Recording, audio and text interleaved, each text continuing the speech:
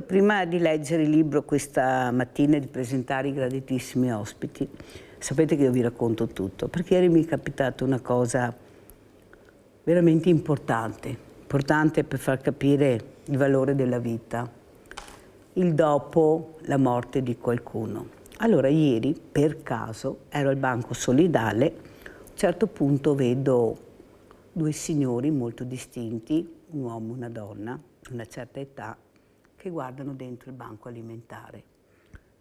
Non entrano, guardano. Allora io esco immediatamente e dico buongiorno, c'è qualcosa che posso fare per voi? E la signora mi dice io vorrei sapere come funziona questo banco alimentare che per caso, siccome ci sono dei lavori in corso, abbiamo cambiato strada e siamo entrati in provincia e ci siamo trovati davanti a questo edificio, però non riusciamo a capire cos'è, come funziona.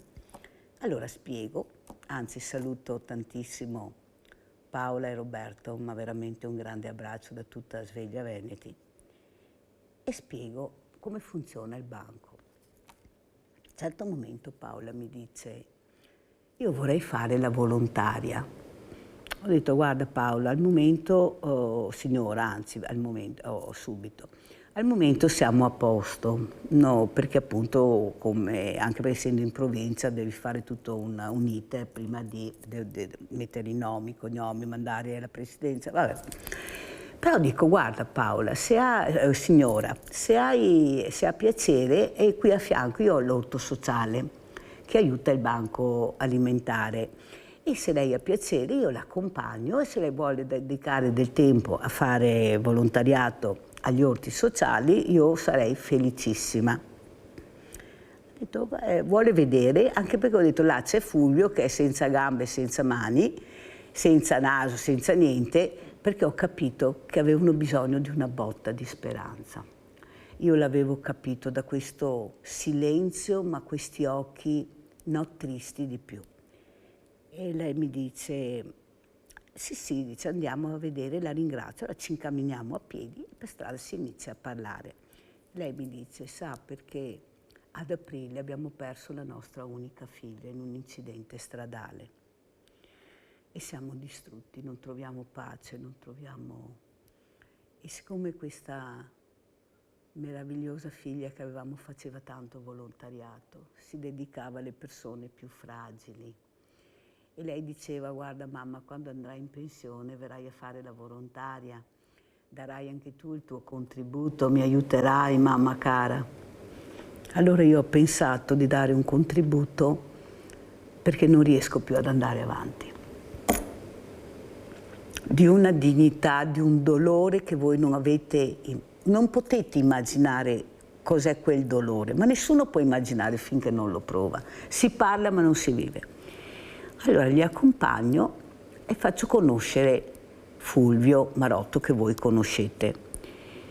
Mentre camminiamo abbiamo iniziato anche a darci del tu.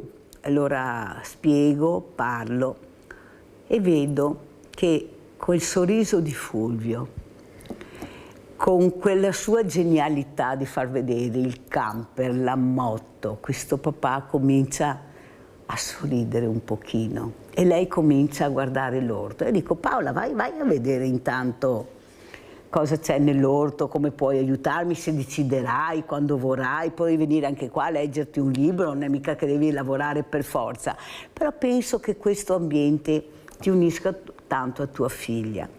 All'improvviso, vedete le cose, arriva una farfalla coloratissima, che non le vedi neanche mai, non so, all'improvviso arriva sta farfalla e si appoggia sul mio braccio, che di solito come giri la farfalla vola via, no? E rimane ferma sul mio braccio. E io guardo sta farfalla e dico, ma che strana sta roba, come mai non voli via? Ti fa male l'aletta, hai qualcosa? Perché pensavo avesse qualcosa, e lei ferma. E poi va via da me e va da Paola. Ho detto, guarda che secondo me questa è tua figlia, sai, che ha capito che forse ti sta dicendo, mamma guarda che questo è il posto giusto dove sei arrivata.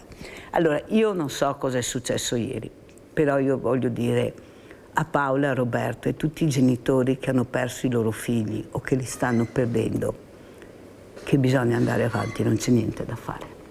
Lo so che è dura, lo so, però trovate qualcosa che vi faccia lottare per resistere. Non sarà più la vita di prima, tanto è vero che Fulvio ha detto: io ho perso un fratello, però perdere un figlio non è la stessa cosa. Ha detto Fulvio a questa papà, a questa mamma, e hanno capito l'importanza di essere ascoltati, di essere veramente anche un po' coccolati con cose che in quel momento, quel giorno non pensavano neanche che succedesse, che si erano andati a fare una passeggiata per staccare la spina. Perciò volevo raccontare la forza dei banchi alimentari, non solo il mio. Tutte persone, le parrocchie, tutte queste persone che aiutano, le vicende che senti, poi ci lamentiamo perché abbiamo un mal di testa, ci fa male un dente. E allora io volevo raccontarvi questa storia bellissima, ringraziare tantissimo ancora Paola, Roberto, perché veramente sono delle persone meravigliose e noi ci saremo sempre per voi. Ecco, volevo dirvi questo questa mattina, e tutta la grande famiglia di Sveglia Veneti via vicina. Io dovevo leggere il libro, ma ho già perso tanto tempo, alloggerò, infatti dalla regia mi dicono a perdere, andiamo avanti, presento subito i graditissimi ospiti, anzi si presenti dottoressa, chi è questa dottoressa? Allora intanto buongiorno Mirella, grazie anche per questa introduzione che hai fatto e grazie a te per l'invito. Di sicuro tu sei una persona che si presenta con la frase che mi sono scritta: c'è qualcosa che posso fare per te? E questo è fondamentale. Allora, buongiorno a tutti, io sono la dottoressa Isabella Lante, sono responsabile dell'area ambulatoriale dei servizi per esterni dell'ospedale Horas di Motta di Livenza, che è un ospedale di alta riabilitazione, alta specializzazione nella riabilitazione, quindi abbiamo le degenze che ospitano pazienti che hanno avuto delle gravi lesioni al midollo spinale a causa di malattie o di incidenti, quindi riabilitiamo queste persone con gravi problemi, la riabilitazione cardiologica, pneumologica, abbiamo anche una medicina interna e poi un'area ambulatoriale piuttosto importante perché all'anno facciamo circa 300-330.000 prestazioni delle specialità più varie che poi magari vedremo insieme e cercheremo di capire come anche noi possiamo fare qualcosa e cerchiamo di fare qualcosa nella maniera migliore possibile per essere vicini al cittadino. Ecco, questi siamo noi. Noi abbiamo una sede a Motta di Livenza che è quella principale dove ci sono anche le degenze, ma abbiamo una sede anche staccata a Treviso, a Borgocavalli. E questo perché? Perché abbiamo scelto di fare una salute di prossimità, quella che si dice tanto, insomma, che manca, ed è vero perché il paziente, il cittadino ha bisogno di qualcosa vicino, non solo in senso fisico, perché poi vedo tante persone magari lontane da Motta come residenza ci dicono: ah no, mi vengo a Motta, si trovano bene ed è per noi grande motivo di orgoglio che magari qualcuno da lontano torni da noi, però abbiamo deciso qualche anno fa, la direzione ha deciso di aprire anche questa succursale, diciamo, a Borgocavalli in centro, è molto comodo e la scelta allora è stata fatta proprio per dare un supporto di visite ambulatoriali agli anziani. Quindi è nata così. Ai fragili. Poi si è estesa per necessità anche dell'ULSS che ci richiedono. Noi siamo partner importante nel nostro piccolo della ULSS perché svolgiamo le attività a livello ambulatoriale delle quali la ULSS ha bisogno per quanto riguarda il sistema sanitario nazionale. Poi magari vediamo anche, noi eroghiamo in 3 sistemi. Che poi spiegheremo. Allora saluto però anche l'altro ospite graditissimo, che è il dottor Alvise Montanari, che voi, se vi ricordate, lo avete già visto, perché è una persona fondamentale oggi per capire anche noi cosa possiamo fare. Prima la dottoressa Lante ha detto: io cosa posso fare per Mirella e per queste persone che hanno questi grandi disastri. Ecco, il dottor Montanari spiegherà invece ognuno di noi cosa può fare, anche per aiutare la chirurgia estetica. Allora, dottor Montanari, intanto grazie, prego si presenti. Sono il dottor Alvise Montanari e, come ricordava Mirella, ci siamo già visti un paio di volte, è sempre un piacere venire qui. Io lavoro a Padova, in università, con l'equipe del professor Bassetto. Che salutiamo. Ovviamente. E sto terminando un dottorato di ricerca lì.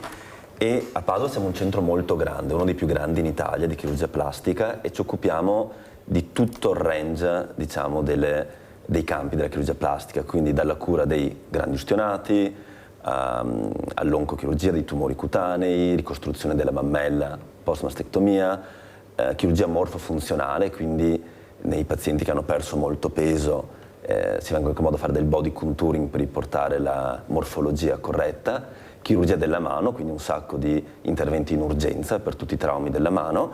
E io nello specifico mi occupo della chirurgia plastica pediatrica e sono anche referente della Società Italiana di Chirurghi Plastici per le missioni umanitarie, quindi coordino in qualche modo tutte le missioni, le attività umanitarie all'estero, più o meno in tutto il mondo, e anche in qualche modo le attività che dall'estero ci vengono a Padova, che ultimamente sono soprattutto quelle dalle aree di conflitto, quindi dall'Ucraina, e negli ultimi anni soprattutto da Gaza.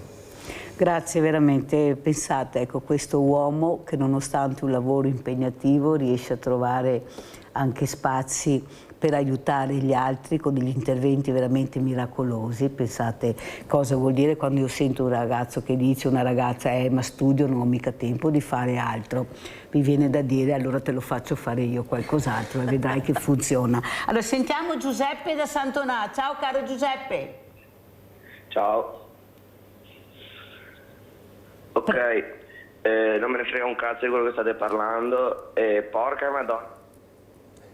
Allora, hai già iniziato perfetto, ma meglio di così non si poteva, perciò spero che ti passi tutta quella rabbia che hai in corpo, e questo dimostra quello che stiamo dicendo, le fragilità. Le fragilità, brava, dottoressa. Questa è la grande fragilità, eccolo qua, l'avete sentito.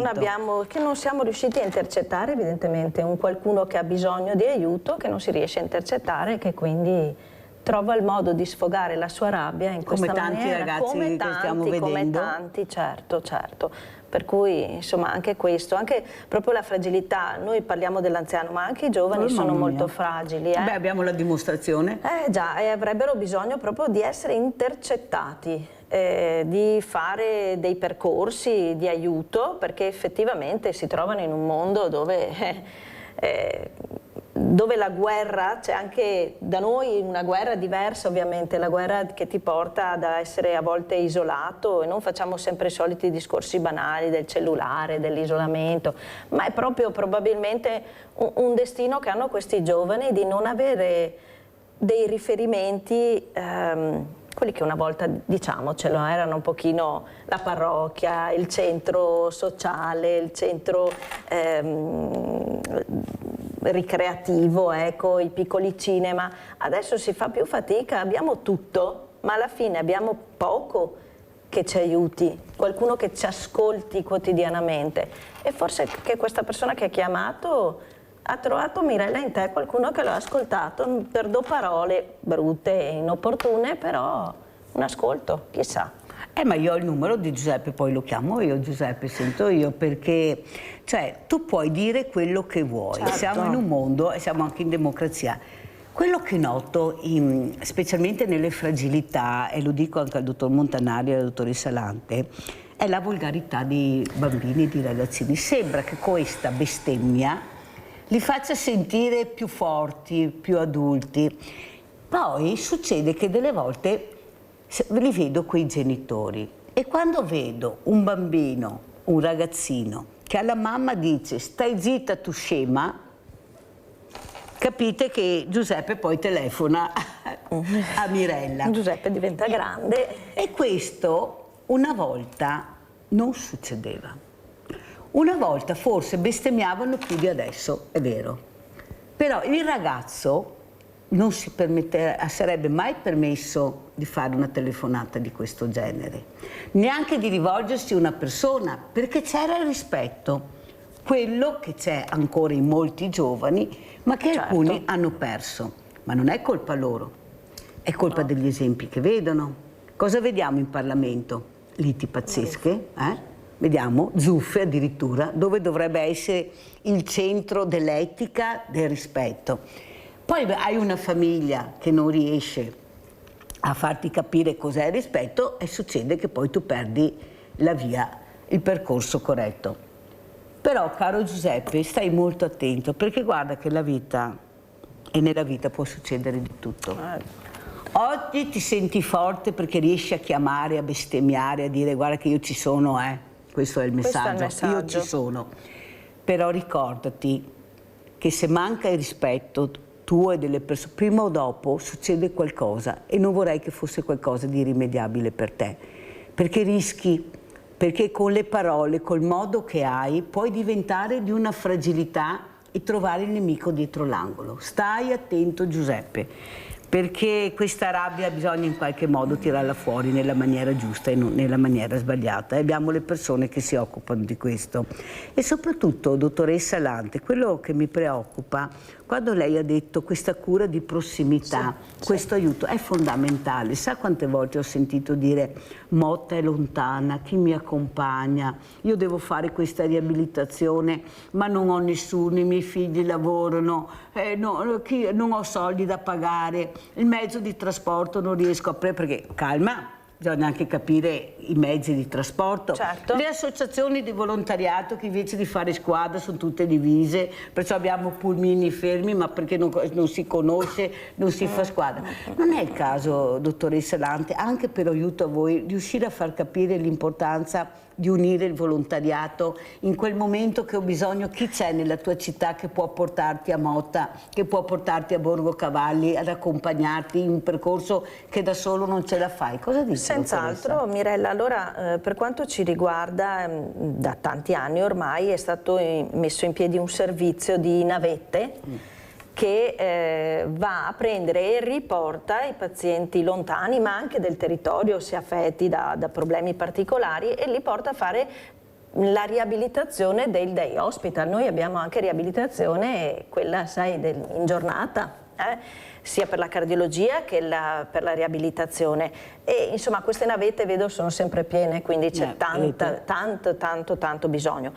In più c'è un progetto nuovo, ecco, che ha messo in piedi l'ospedale Oras in collaborazione con l'Università di Venezia, in questo caso, che si chiama Progetto della cura oltre le mura, che è proprio la volontà dell'ospedale di uscire e di cercare anche attraverso la comunicazione con e tra le associazioni di volontariato di vario tipo, di poter, nel nostro caso, assistere magari il paziente che poi rientra nella sua socialità dopo una mielolesione, per esempio, ma proprio cercare di fare rete, perché la rete è una delle cose fondamentale ed è quello che ha bisogno di una regia. La rete, questo è importante, ecco, forse è quello che manca di più. Manca l'anello che congiunge. Esatto. E sa che dovrebbe essere questo anello, secondo me, dottoressa, lo chiedo anche al dottor Montanari, il medico di famiglia.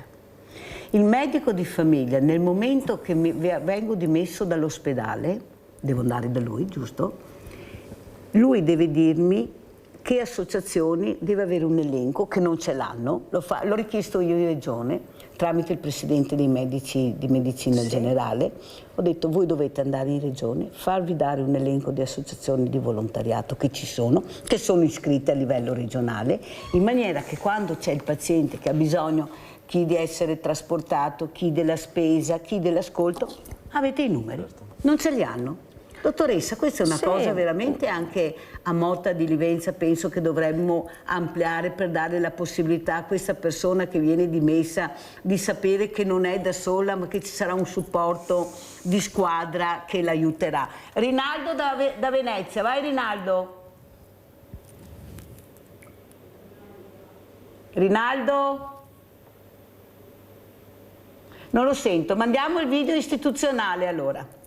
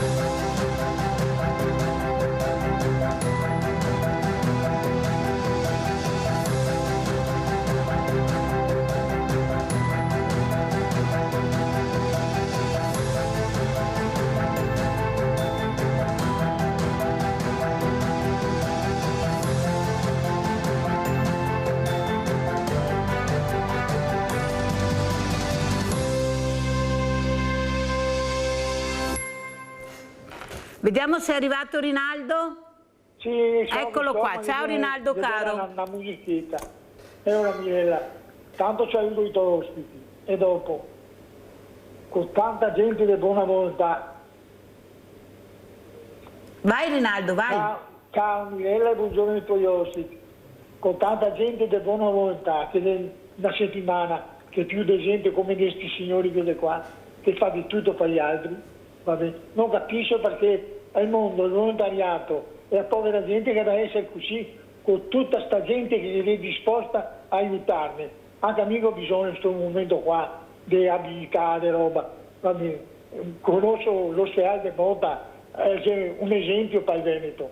Sono stato ancora diversi anni fa, ma c'è una pietra miliare nel Veneto per il fatto la cortesia, la buona gente, la disponibilità, era tutto per l'ospedale. Vabbè, e mi sono veneziano, so in Motta. Vabbè, ma perché lo Stato non ha da aiutarmi, incentivare queste robe? Perché è più importante comprare bombe o portare la gente in ospedale che non può andare perché non ha nessuno. Ma siamo noi a sbagliare tutto. Una volta saremmo poveri, ignoranti, ma facevamo le robe giuste. Adesso è più ignorante, un ingegnere, un architetto, ma non vivemo. Ma ecco, dove lo avevo? Mirella, quello che ti fatti, è la trasmissione che ti fatti, di gara farla al posto del festival di Sanremo, perché è tua che ti conti te, e anche la verità, come che siamo messi in Italia, nel Veneto. E allora, cosa mi interessano gli altri, tutto sto sfarzo, queste robe che mi fa vedere. Cosa vuol dire che mi interessa a me del figlio del fuoretto nel suo giardino? Non mi interessa niente, mi interessa vedere e che la gente sappia quello che facevano gli altri nell'oscurità, perché nessuno neanche riconosce, guarda sto professore, quest'altra professoressa, ma che non saremo neanche quanta gente buona vive in giro. Siamo ancora lì a parlare del Gallasco, dei processi che dura 30 anni. Cosa ha avuto che mi interessa agli altri? Povera gente, mi interessa essere curato, a parte curare. Adesso sugli ospedali, mi parlo del personale degli ospedali, non l'ospedale come cure. Ti accetta come dico su un parente, nel senso che si sono tutte le cure possibili e immaginabili. Perché adesso che 4-5 anni che giro per gli ospedali anche a me, adesso vado degli ospedali anche a me perché per le gambe una roba altra. Ma trovo, vado volentieri perché vado a casa mia. Che sappiamo ma c'è tantissima gente, a migliaia di persone disposte a aiutare gli altri per niente. Grazie caro Rinaldo, fammi andare avanti perché devo fare tante domande, perché so che voi a casa siete curiosi, volete informazioni. Ti ringrazio Rinaldo per le parole. Dottor Montanari, abbiamo visto questo video istituzionale dell'Ores, quanto importante è conoscere, sapere e soprattutto capire di dare alle persone sfigurate, alle persone che pensano che la loro vita non sarà più quella di prima ma avranno un'altra speranza, proprio anche con queste donazione della pelle ad esempio. Chi conosce qualcosa? Come possiamo sapere come aiutare se nessuno ci spiega?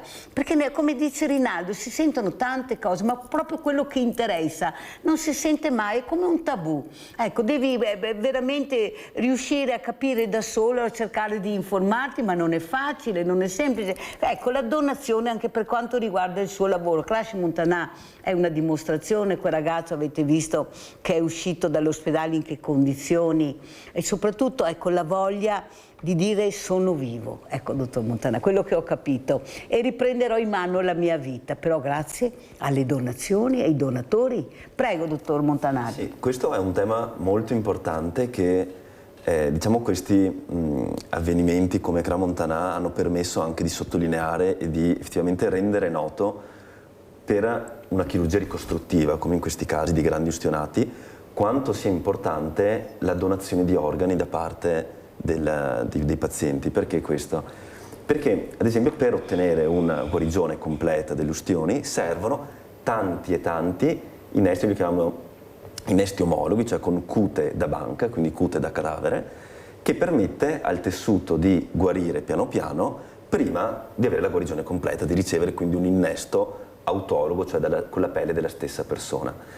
E questo non si sa, ma anche qui a Treviso appunto c'è una banca che è una delle più importanti in Italia, Banca dei Tessuti. La Banca dei Tessuti, che raccoglie tramite donazioni tessuti, praticamente qualsiasi tipo di tessuto che uno può venire in mente, esatto.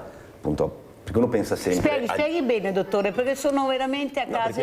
Effettivamente uno pensa sempre, quando si pensa alla donazione di organi, si pensa sempre ai casi quelli più eclatanti, cioè la donazione del cuore, del fegato, dei reni, esatto. Per i trapianti d'organo, che sono delle cose fondamentali che vengono fatte... Il sangue. Assolutamente. Però ci sono in realtà tutta un'altra serie di tessuti che vengono tenuti nelle banche, che possono essere l'osso, i tendini, le cornee, la pelle, che sono cose appunto meno note, meno mediatiche, meno altisonanti, però che permettono il funzionamento di tutti gli ospedali in pratiche quotidiane, in interventi anche quotidiani.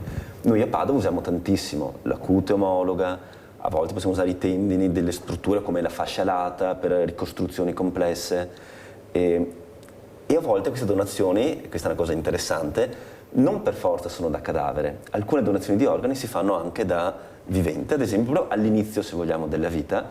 Ad esempio usiamo tantissimo la membrana amniotica, che quindi si prende contestualmente al parto, che ha appunto una capacità rigenerativa importantissima e lo usiamo proprio anche nelle ustioni, soprattutto nei bambini che hanno magari ustioni superficiali ma in cui non vogliamo che rimangano cicatrici, esiti deturpanti. Mettiamo queste membrane amniotiche che velocizzano molto la guarigione senza lasciare praticamente cicatrici. E quindi interessante che si può donare sia alla fine come ultimo atto di generosità con la donazione del cadavere, ma anche in altri momenti della vita, come la donazione della membrana amniotica. Oltre a mio figlio che è nato, posso dare speranza per questa membrana. Ma si conosce questo? Nell'ospedale viene spiegato e sono stati fatti dei passi avanti, dottor Montanari? Allora, c'è da dire che noi qui siamo fortunati perché abbiamo questa struttura, la Banca dei Tessuti, molto vicina, con cui lavoriamo sia dal punto di vista operativo che di ricerca scientifico, proprio in strettissima collaborazione. Ci sono altre strutture che in effetti magari ne utilizzano di meno, ma un po' perché si è sempre fatto magari in altra maniera, un po' perché anche per, tra virgolette, ignoranza, cioè che non si sa che c'è questa disponibilità e quindi si ricorre ad altre cose che però magari possono essere meno efficaci o meno efficienti appunto per il paziente. E la cosa però fondamentale affinché queste banche possano continuare a raccogliere tessuti e fare il loro lavoro è che effettivamente nel grande pubblico ci sia conoscenza di queste realtà, di queste organizzazioni, e ci sia anche una certa attitudine alla donazione degli organi, che è una cosa fondamentale perché è un atto molto generoso, ma che veramente permette di salvare e migliorare vite. Dottor Montanari, quello che però ho notato, e me l'hanno detto anche le associazioni che si occupano appunto del mondo della donazione, a 18 anni i ragazzi donano pochissimo, non abbiamo i numeri. Non è che li abbiamo troppo bombardati anche con queste famose lezioni in classe, nel senso che non abbiamo capito forse come dare questo messaggio.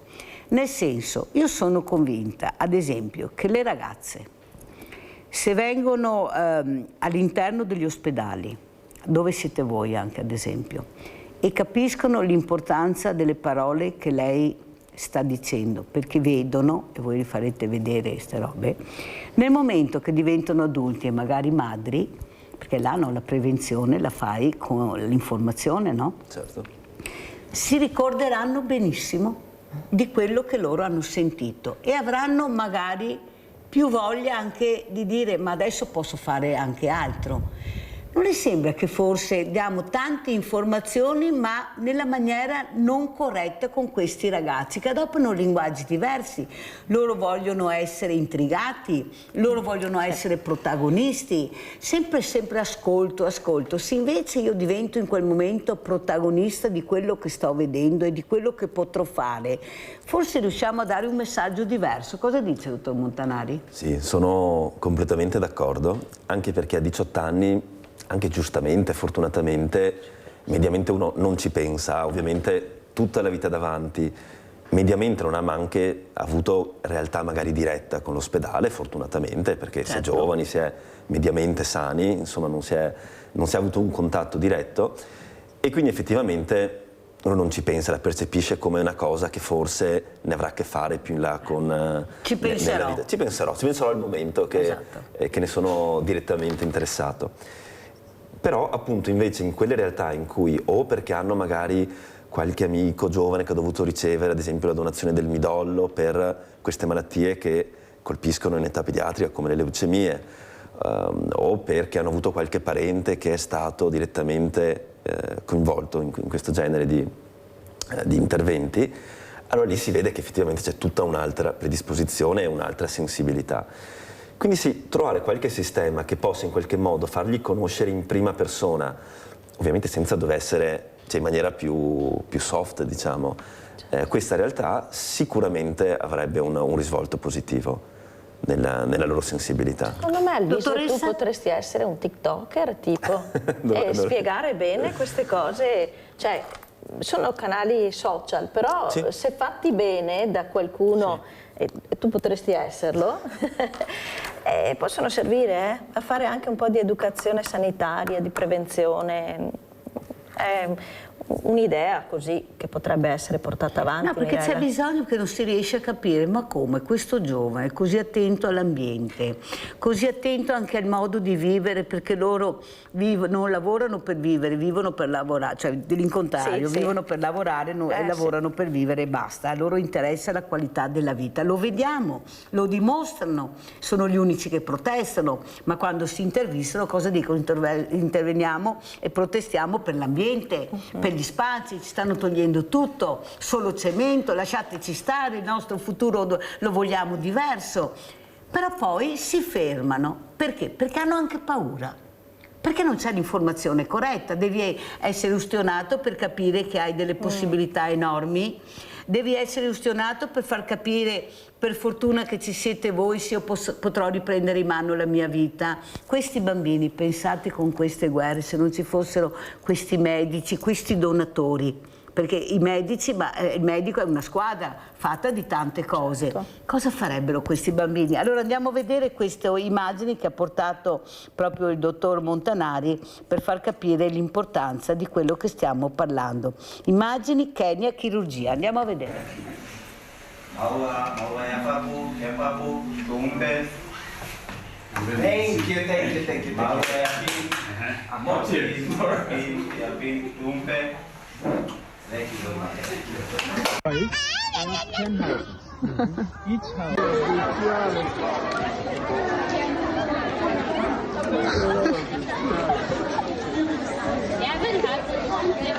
Thank you so much. Now we are going to go to enjoy a cup of tea, but before that, let's have a word of prayer. In the name of the Father. Say hi.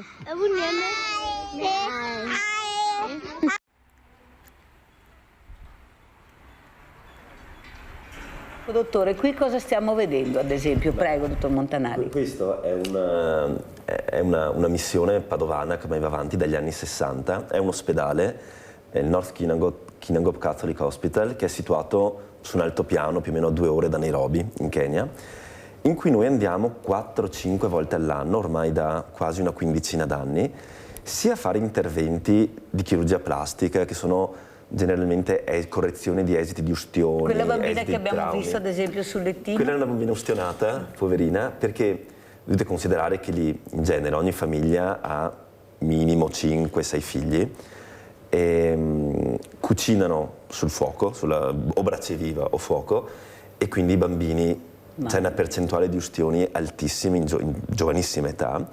E purtroppo questi poi sopravvivono, però guariscono, ma guariscono con cicatrici molto retraenti, si coinvolgono le articolazioni, le dita magari si fondono, le articolazioni sono cicatrici retraenti che quindi non permettono più il movimento delle braccia, degli arti, e quindi noi cerchiamo in acuto, come il caso di questa bambina qui, di farli guarire nella maniera corretta, oppure interveniamo magari anche dopo decenni, anche dopo 20-30 anni da quando sono avvenute queste ustioni, cercando con la chirurgia plastica appunto di ridare sia un aspetto, tra virgolette, normale, che una funzionalità corretta degli arti, delle articolazioni.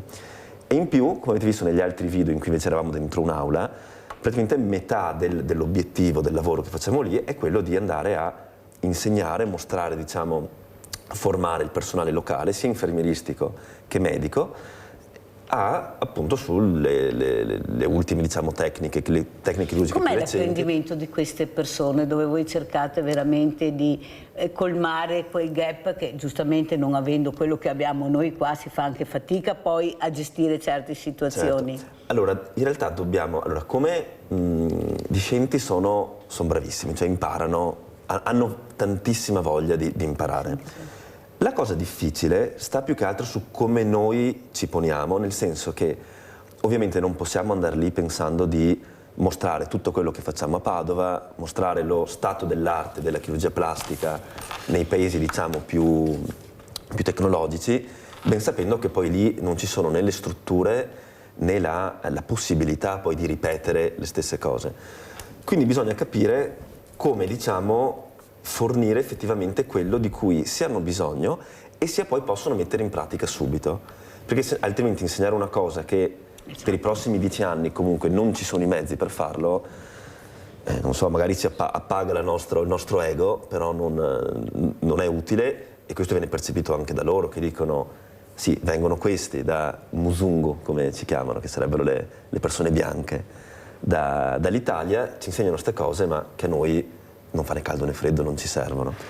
E invece, andando appunto a fornire quello di cui hanno bisogno, si riesce a creare delle realtà come quello del North Kinangop Catholic Hospital, che nell'ultima decina di anni è diventato un centro nazionale per la chirurgia plastica e la chirurgia ricostruttiva. E adesso stiamo facendo anche proprio, settimana scorsa ho ottenuto dalla nostra società l'istituzione di una fellowship, di una borsa di studio per ospitare in Italia, e farà un tour diciamo tra più università italiane, uno specializzando chignota che possa appunto venire a frequentare da noi, sarà Padova, Milano, Roma, dobbiamo scegliere ancora le sedi, per poter appunto vedere un po' lo stato dell'arte qui della chirurgia plastica e capire le cose più utili poi da riportare lì nell'immediato. Sa, dottore, cosa mi viene in mente vedendo quei bambini e quell'ascolto che loro stanno cercando di fare, perché devono anche imparare in fretta, perché voi non è che rimanete là 12 mesi all'anno, 8 ore al giorno, perciò devono apprendere in fretta.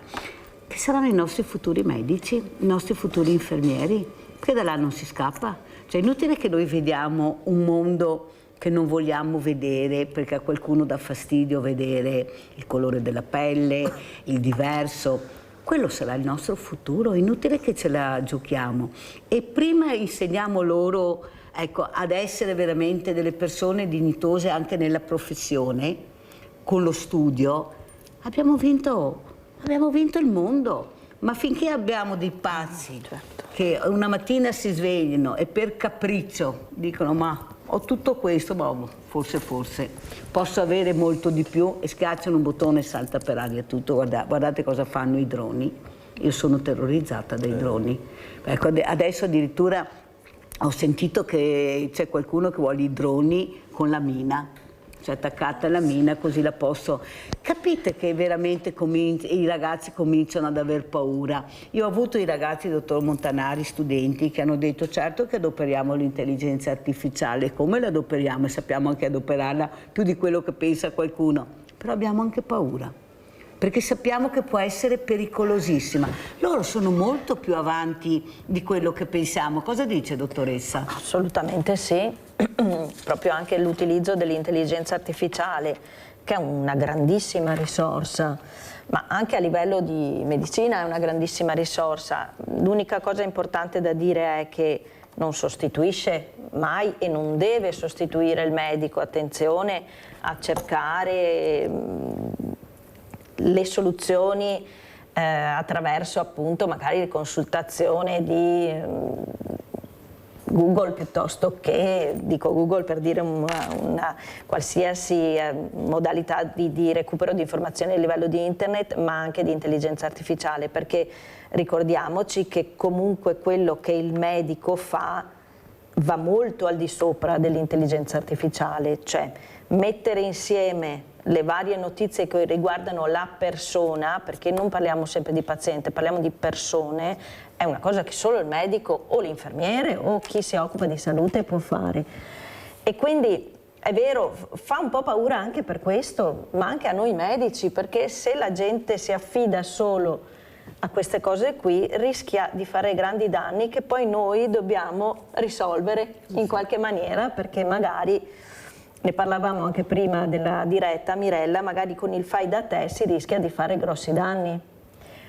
Per cui stiamo molto attenti e cerchiamo soprattutto, secondo me, con la prevenzione di arrivare alla tutela della nostra salute, soprattutto se parliamo di quella che diciamo, sentiamo spesso parlare di longevity, esiste anche in italiano, è longevità, non so perché la diciamo sempre in inglese, e anche per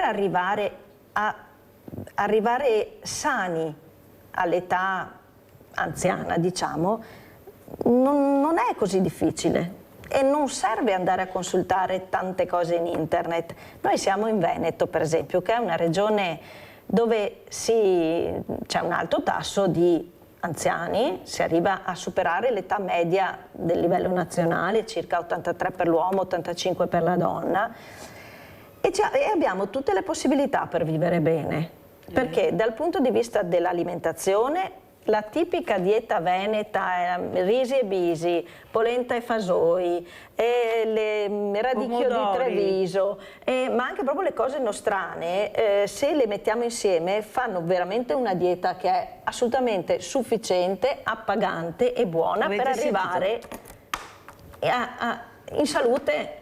Vittorio Veneto, chi è in linea? Sono Paola, Mirella. Ah, Paola, cara Paola, prego. Buongiorno. Buongiorno. Mirella, mi sono commossa stamattina per la tua introduzione. Un forte abbraccio prima di tutto alla signora Paola e a suo marito.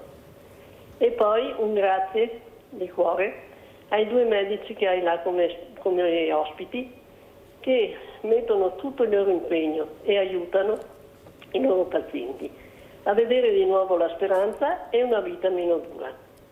Loro lavorano per una vita più dignitosa per i malati e alcuni dei nostri giovani si perdono con droga, alcol, lotte, coltelli, a imbrattare, guerriglie con forze dell'ordine, con i loro coetanei, non hanno più alcun rispetto per nessuno e per niente. Non hanno più senso di responsabilità. Infatti sono grandi per combinare guai e poi sono piccoli per rimediare. I genitori dove sono da quando li mettono al mondo? Dovrebbero meditare e ascoltarli sempre, da piccoli, non quando ormai sono grandi. Grazie Mirella. Grazie a te cara Paola, grazie anche per le parole. Io cerco di farvi vivere le situazioni che vivo io, ecco, di portarvi in una realtà diversa da quella che qualcuno fa vedere, che tutti vanno in vacanza, che tutti sono felici, che c'è il benessere, ma di cosa vi lamentate voi nel Veneto? Calma, calma. Ecco, se i politici facessero un giro per proprio i banchi alimentari, per dove ci sono le fragilità, capirebbero tante cose, molte cose capirebbero, e soprattutto quello che mi preoccupa di più è la solitudine. Questa è una cosa che mi preoccupa, perché non ha età la solitudine, la puoi trovare nel bambino, nel ragazzo, nell'adulto e nel diversamente giovane, come li chiamo io. Pubblicità.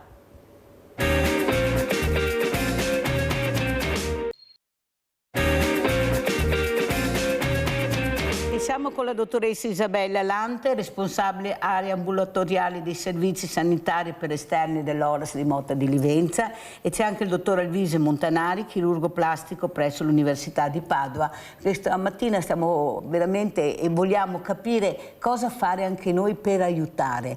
Io andrei a vedere proprio quel video che abbiamo trovato proprio di Montanà. Andiamo a vedere.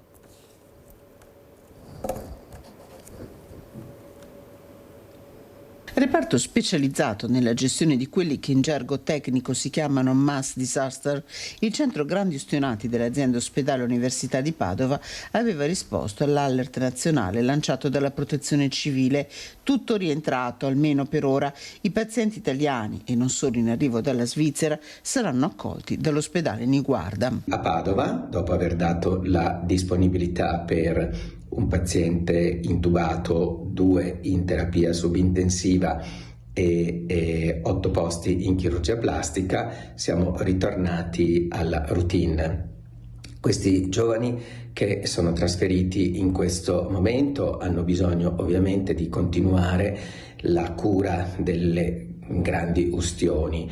Per grandi ustioni si intendono superfici corporee superiori al 20%. Il bilancio diffuso dalle autorità elvetiche descrive i contorni della tragedia: 40 le vittime, 121 i feriti, di cui 5 non identificati, 14 gli italiani ricoverati, 8 i pazienti curati dai sanitari del Niguarda. Franco Bassetto, presidente della Società Italiana di Chirurgia Plastica, Ricostruttiva ed Estetica, ci spiega il percorso che li attende. Questi pazienti progressivamente vengono estubati e progressivamente vengono curati dal chirurgo plastico, che procede prima di tutto con la rimozione dei tessuti necrotici. Quasi tutti questi riportano ustioni di 3° grado, quindi il grado più grave, in cui tutta la cute è bruciata. Queste ustioni rappresentano un pabulum ideale per la proliferazione batterica e quindi devono essere rimossi, e successivamente poi si partirà con la parte ricostruttiva. La chirurgia plastica rigenerativa oggi ottiene degli esiti cicatriziali molto migliori rispetto a quelli del passato, ma questi sono pazienti poi che praticamente per tutta la vita andranno incontro a correzione di esiti cicatriziali. Dottor Montanari, abbiamo sentito il dottor Franco Bassetto, che ringraziamo anche per la disponibilità, ma soprattutto capire che bisogna donare. Ecco, bisogna capire tutti quanti che dobbiamo farlo. Tanto da morto cosa ti serve la roba? Non ho mica capire. Però non c'è, secondo me, non siamo abbastanza informati su quello che possiamo fare. Pensi che addirittura qualcuno dice ma sono proprio morto?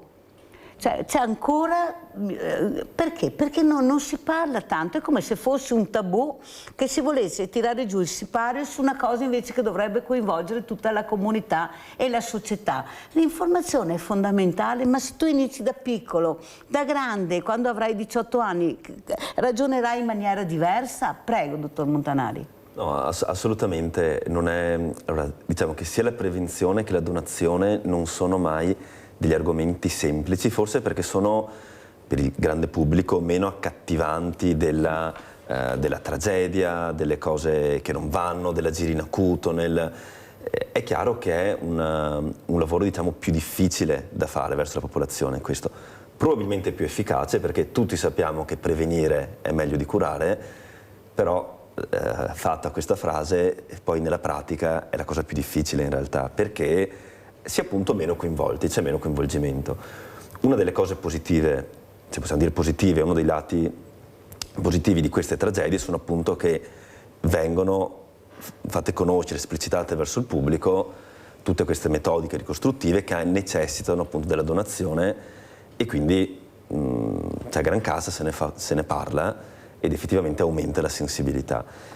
Però sì, è una cosa che è estremamente importante, ma noi infatti facciamo anche a Padova molte attività rivolte verso la popolazione, che possono essere i vari day, no? C'è il Breast Day, il Melanoma Day che c'è stato qui a maggio, cioè, tutte delle attività in cui noi proprio andiamo fisicamente o in piazza o apriamo gli ambulatori il sabato, facciamo tutte delle attività proprio per essere vis-à-vis con la popolazione, oltre anche a una certa, sia delle campagne anche sui social, e per cercare appunto di metterci la faccia, metterci anche il nostro corpo in piazza direttamente, avere un contatto diretto con il pubblico.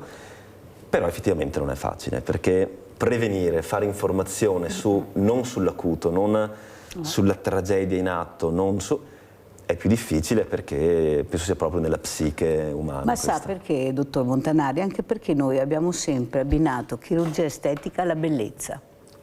Non l'abbiamo mai abbinata a un qualcosa invece che può migliorare una ferita, un'ustione. L'abbiamo sempre abbinata, vuole diventare più bello, sempre, ma perché siamo cresciuti così? Perché nessuno ci spiega. Ecco l'importanza invece. Vediamo anche le immagini che ha portato la dottoressa Lante, appunto, di questa riabilitazione che viene fatta a Mota intanto che parla. Ecco, dobbiamo abituare a informare di più, a informare nella maniera giusta con le persone competenti che abbiamo, per cercare di far capire a questi ragazzi che forse se loro donano avranno anche loro un futuro migliore, perché anche per loro l'amico è dietro l'angolo, l'ho detto anche all'inizio. Perciò attenzione, qui cosa stiamo vedendo, dottoressa? Allora, qui stiamo vedendo la parte ambulatoriale, diciamo, della nostra struttura, nella sede di Motta, appunto, e vediamo l'attività, quella quotidiana che c'è negli ambulatori. Come noi siamo molto vicini in realtà, ecco qui vediamo tutta la parte poi della cardiologia e della radiologia, ma noi non siamo solo vicini appunto all'acuto, come diceva prima il dottor Montanari, noi cerchiamo anche a livello di struttura di fare prevenzione e comunicazione.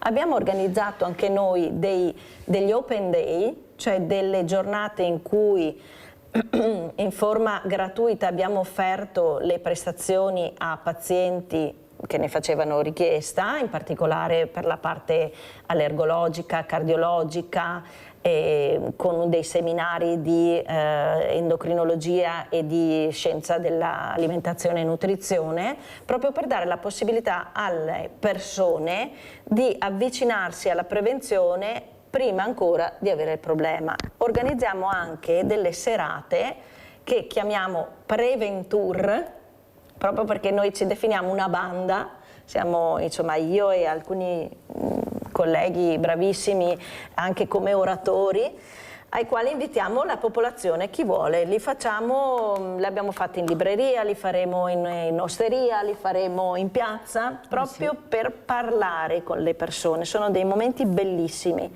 in cui viene un pubblico molto vario. Esatto. E lì c'è il modo proprio di parlare con lo specialista. In libreria abbiamo fatto tipo un salotto molto bello e la gente senza problemi, senza difficoltà o timore ha fatto tante domande su quella che è la prevenzione e la divulgazione. Abbiamo fatto divulgazione di quella seria, appunto, in modo che la gente conosca anche i propri diritti, i propri doveri, perché anche donare, appunto, sarebbe un dovere.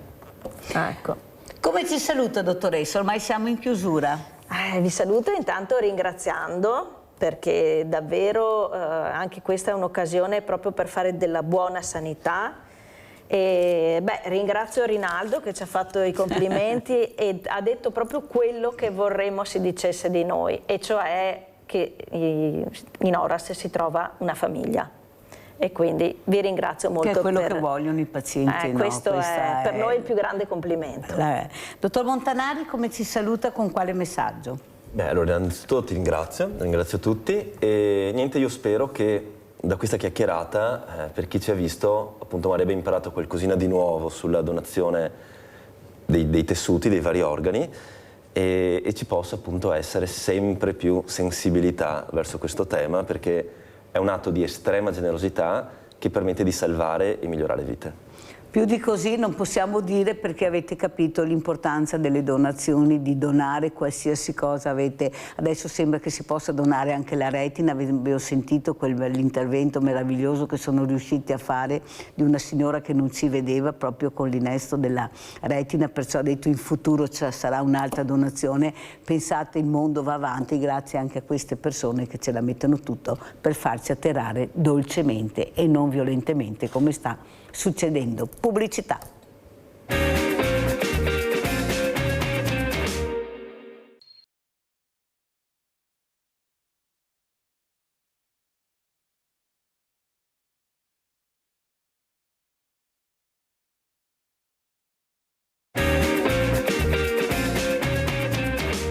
Allora, io vi faccio una sorpresa, perché il dottor Alvise Montanari è rimasto perché vuole conoscere la dottoranda Angelica Oian, che io ho chiamato dottoressa, perché io la chiamo così, perché è preparatissima. Si presenti, che così vediamo cosa succede. Prego. Ok, allora, buongiorno a tutti, io sono Oian Angelica, sono dottoranda al secondo anno dell'Università di Padova, più precisamente in Agripolis, e mi occupo nella mia ricerca di genetica bovina. Avete capito? Spieghiamo bene di cosa si tratta. Allora, nelle mie ricerche cerco di capire se le nostre razze locali, perché io lavoro principalmente con razze locali a duplice attitudine, ossia animali che possono produrre sia latte ma anche carne nello stesso momento, e cercare di capire se sono conservate in maniera idonea, in modo da preservare la nostra genetica e la nostra biodiversità, che è molto importante soprattutto per mantenere gli allevamenti locali e anche la nostra cultura, i nostri prodotti, eccetera. Perfetto, poi faccio la domanda, perché prima voglio salutare il dottor Roberto Branco, presidente del Consorzio di Bonifica Adige-Bo, vicepresidente dell'ANPI Veneto. Buongiorno Presidente. Allora anche voi ieri... Buongiorno a lei, ai suoi ospiti, ai telespettatori. Buongiorno. Ieri abbiamo parlato di acqua, di canali, abbiamo parlato di tutto e di più. Sentiremo cosa ci racconta il Presidente Branco in merito a questo. Non è una situazione facile. Qualcuno, scusi Presidente, ma passa il cerino, la colpa non è mai di nessuno, non sappiamo come comportarci, tanti enti alla fine dicono ma cosa sta succedendo? Dove abbiamo messo i soldi del PNRR invece di investirli su quello che veramente serve alla nostra bellissima Italia, al nostro meraviglioso territorio? Sentiremo cosa ci racconta. Allora, dottoressa, lei ha detto una cosa importante, che è la salute pubblica poi alla fine, perché noi mangiamo, ecco, beviamo il latte, mangiamo la carne. Quello che è successo sul macello, che non ho capito perché si è chiuso completamente, nessuno sa più niente di questa carne putrefatta dove veniva cambiata l'etichetta e si metteva in commercio. E come fai a capirlo? Io guardo l'etichetta, no? Ci dicono sempre guarda l'etichetta, guarda la provenienza, e loro siccome abbiamo il paese dei furbi, in Italia abbiamo molto, per carità sarà anche nel resto dell'Europa e nel mondo, ma io intanto guardo il mio paese perché vivo in Italia. Cosa è successo? E perché si è chiuso quel sipario, non si sa più niente di questo macello che hai messo nel mercato delle cose veramente incredibilmente terribili per la nostra salute? Allora, io non mi occupo prettamente di salubrità alimentare, eccetera, però sicuramente quello che è stato fatto da questo macello è una cosa che va contro la nostra legislazione alimentare e non si può di certo trovare una scusante per questo comportamento.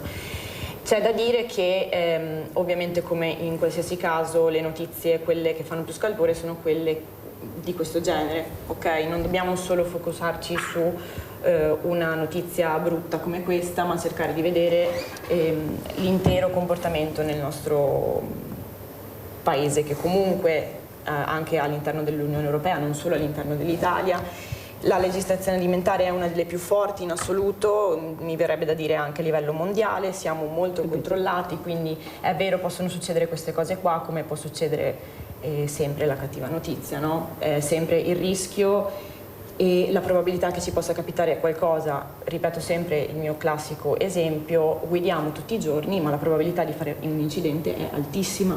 Quindi ovviamente quando noi andiamo a comprare un alimento di questo tipo, dei prodotti animali, dei prodotti lavorati, come può essere la carne macinata, gli hamburger, eccetera, dobbiamo fidarci ovviamente delle nostre catene alimentari, dei nostri supermercati, perché sono super controllati, e anche le forze dell'ordine come i NAS oppure le ASL sono sempre molto preparate, sono in grado di tenere sotto controllo la nostra catena alimentare, ma ovviamente utilizziamo sempre gli occhi, i nostri sensi, quindi guardare la carne di che colore è, può succedere che ci sia una partita che sia andata male.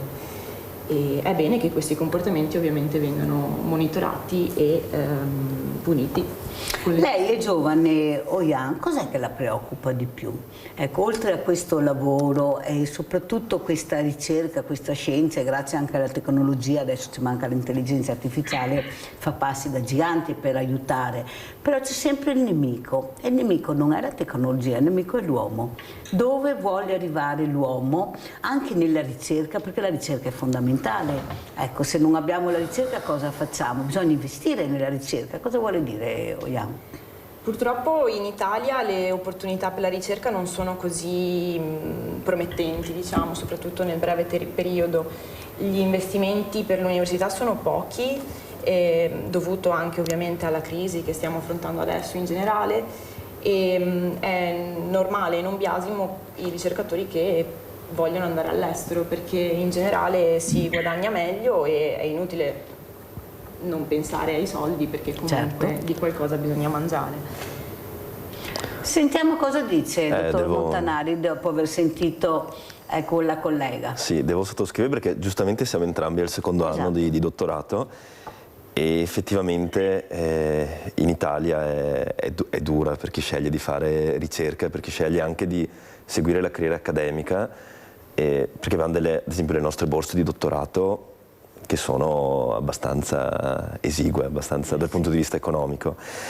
E purtroppo abbiamo appunto anche i paesi vicini, perché che sia Francia, Svizzera o Germania, che da un punto di vista economico, ma non solo economico, anche di risorse e ambiente, diciamo, della ricerca, sono molto molto invitanti. Quindi spesso uno sceglie di restare qui sapendo di fare un sacrificio conscio, insomma, quindi ci prendiamo un po' che poi è un sacrificio che nel mio caso l'ho anche fatto volentieri, comunque facciamo diverse esperienze all'estero, non è che ci manchi quello, però effettivamente se uno mi chiedesse ma l'Italia è il paese giusto dove fare ricerca, direi che rispetto agli altri paesi europei avremo molto da imparare su come trattare, come gestire, come rendere, anche invitare i ricercatori e l'ambito accademico. Vi ringrazio per aver detto queste cose, perché è fondamentale far capire. Adesso anche a livello regionale abbiamo una politica molto giovane,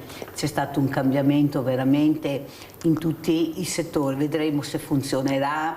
Ecco, visto che hanno messo il sociale anche al primo posto, perciò sociale vuol dire tantissimo, vuol dire tante cose che non si sono fatte fino adesso, e noi abbiamo veramente questi giovani che sono veramente formati nella migliore dei modi, perché uscite dalle università che veramente, tanto è vero che come mettete fuori avete già trovato il lavoro e venite pagate bene, anzi se volete tornare vi dicono no, aumentano addirittura pur di tenervi, perché siete veramente preparati. Roberto Branco, Presidente, cosa dice a questi ragazzi? Lei si occupa di consorzio di bonifica, Adige, questi fiumi abbiamo sentito ieri che non ci fanno stare di sicuro tranquilli, l'acqua manca sempre di più e poi la sprechiamo e la buttiamo, però cosa possiamo fare? E poi abbiamo veramente questi acquedotti che sono dei colabrodo, nonostante gli investimenti, però si vieta alla persona di dare da bere i fiorellini, magari alla diversamente giovane o all'orto, e poi facciamo gli appartamenti, facciamo gli attici con 2 piscine. Ecco, là va bene, però là si può usare l'acqua, no? Perché bisogna anche dirlo, poi io sarei anche stanca di queste cavolate che vietano l'acqua da una parte e dall'altra poi chissà quanta ne consumano. Allora, com'è la situazione? Cos'è la bonifica nel 2026, Presidente? Sì, allora, grazie per la domanda. La bonifica nel 2026 è ancora un'opera che riguarda tutto il territorio, vuol dire occuparsi della risorsa idrica sia quando è in eccesso sia quando scarseggia, e vuol dire sostanzialmente tenere in equilibrio le falde. Noi deriviamo l'acqua dai fiumi attraverso impianti idrovori, di pompe di derivazione, impianti di derivazione che mettono l'acqua in questa rete di canali e che va a disposizione non solo dell'agricoltura ma di tutto il territorio, di tutto l'ambiente, perché mettendo l'acqua all'interno dei canali questa entra poi nei fossi privati, in tutta la canalizzazione privata, e dà modo di tenere in equilibrio la falda e garantire l'ecosistema che conosciamo bene nel nostro Veneto. Adesso viviamo stagioni sempre più critiche, il cambiamento climatico ci mette davanti a problemi sempre più grandi, quindi viviamo in momenti di scarsità, non piove per mesi, a un certo punto questo periodo di mancanza di pioggia viene interrotto solo da eventi molto importanti, queste bombe d'acqua che mettono in crisi soprattutto i sistemi fognari e appunto tutto il sistema di raccolta dell'acqua. Quindi cosa dobbiamo fare? Dobbiamo sicuramente trattenere di più l'acqua che cade, perché comunque in Italia tratteniamo solo l'11% dell'acqua che cade, quindi dobbiamo fare di più con gli invasi e trattenere di più quest'acqua, perché l'acqua che viene sprecata non è quella che usa l'agricoltura, non è quella che usano gli acquedotti, ma è quella che va dispersa in mare. Quella è acqua veramente sprecata. Presidente, però è anche vero che ieri Toninato, che si occupa di navigazione, parlava dei canali di Padova e dice è una cosa incredibile, le alghe che ci sono non si possono più navigare, è una cosa indegna. Sono anni che lo diciamo, però non è stato fatto quello che noi abbiamo chiesto. Ma allora vogliamo capire la trasparenza anche che dovrebbe esserci anche in questo campo, su questi enti, consorzi, perché noi continuiamo a sentire ente parco, ente bonifica, ma alla fine vogliamo capire, visto che poi ci arrivano anche le bollette da pagare, che anche là sarebbe da verificare, da capire cosa vuol dire, perché bisogna andare dal commercialista all'avvocato a farti spiegare la bolletta, no, è una cosa incredibile. Non è che dobbiamo investire di più, e soprattutto ricordo le parole che mi ha detto Bonet, che si occupa appunto di acqua. Ha detto: vedi Mirella, quando noi facciamo i lavori, siccome sono sotterranei, nessuno li vede e sembra che non facciamo niente, perché devi fare tutto sopra, se fai sotto chi se ne frega. Invece noi investiamo molto. Lei, Presidente, voi avete investito in questo, cosa avete fatto negli ultimi 2 anni ad esempio? Prego. Allora, bisogna investire tanto in opere sicuramente, dopo vi spiego come, ma anche in comunicazione, in rapporti, in relazioni, perché è importante che questa moltitudine di enti che si occupano dell'ambiente, del territorio, dialoghino sempre meglio e sempre di più. Noi abbiamo un ottimo rapporto con le amministrazioni comunali, con l'ente parco che si dava prima, o comunque con gli enti subordinati come la regione oppure l'autorità di bacino. E con questi cerchiamo di fare combaciare tutte le varie esigenze. Per quanto riguarda gli investimenti, noi, si parlava prima di PNRR anche, noi come sistema di consorzi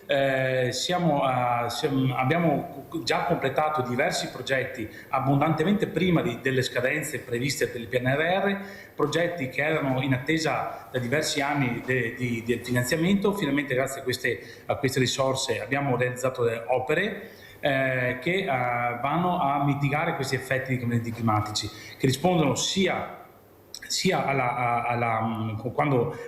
per creare più invaso, quindi rispondono alla mancanza d'acqua, sia quando ci sono anche queste bombe d'acqua, questi eventi estremi che ci mettono in difficoltà. Quindi, per quanto ci riguarda, stiamo mettendo a terra diversi progetti. Molti altri abbiamo in cantiere, e abbiamo concluso come Adige poi il mio consorzio un progetto da 30 milioni di euro che riguarda l'asta dell'Adigetto, che parte da Badia Polesine, arriva fino ad Adria e serve una superficie di 60.000 ettari.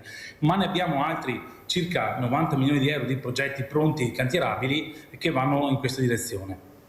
Presidente, è anche vero però che noi riusciamo a malapena a capire cosa sta succedendo, nel senso, noi siamo qui ad esempio vicino al fiume Piave, un fiume enorme, però siamo senza acqua. Dove è andata a finire l'acqua?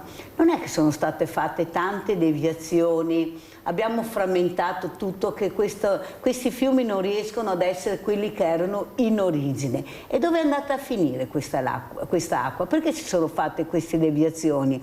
E perché da Treviso non riesco ad andare a Jesolo perché c'è una barriera che non mi permette di fare? Non sono queste le infrastrutture che servivano anche al turismo, ad esempio un turismo fluviale. Abbiamo mai pensato a questo o dobbiamo pensare sempre alla gomma, al cemento, terza, quarta, faremo 8 corsie come in America, poi vedremo cosa succederà su un paese fatto di porti e anche con degli interventi ferroviari che sarebbero utilissimi per gli spostamenti. Prego Presidente.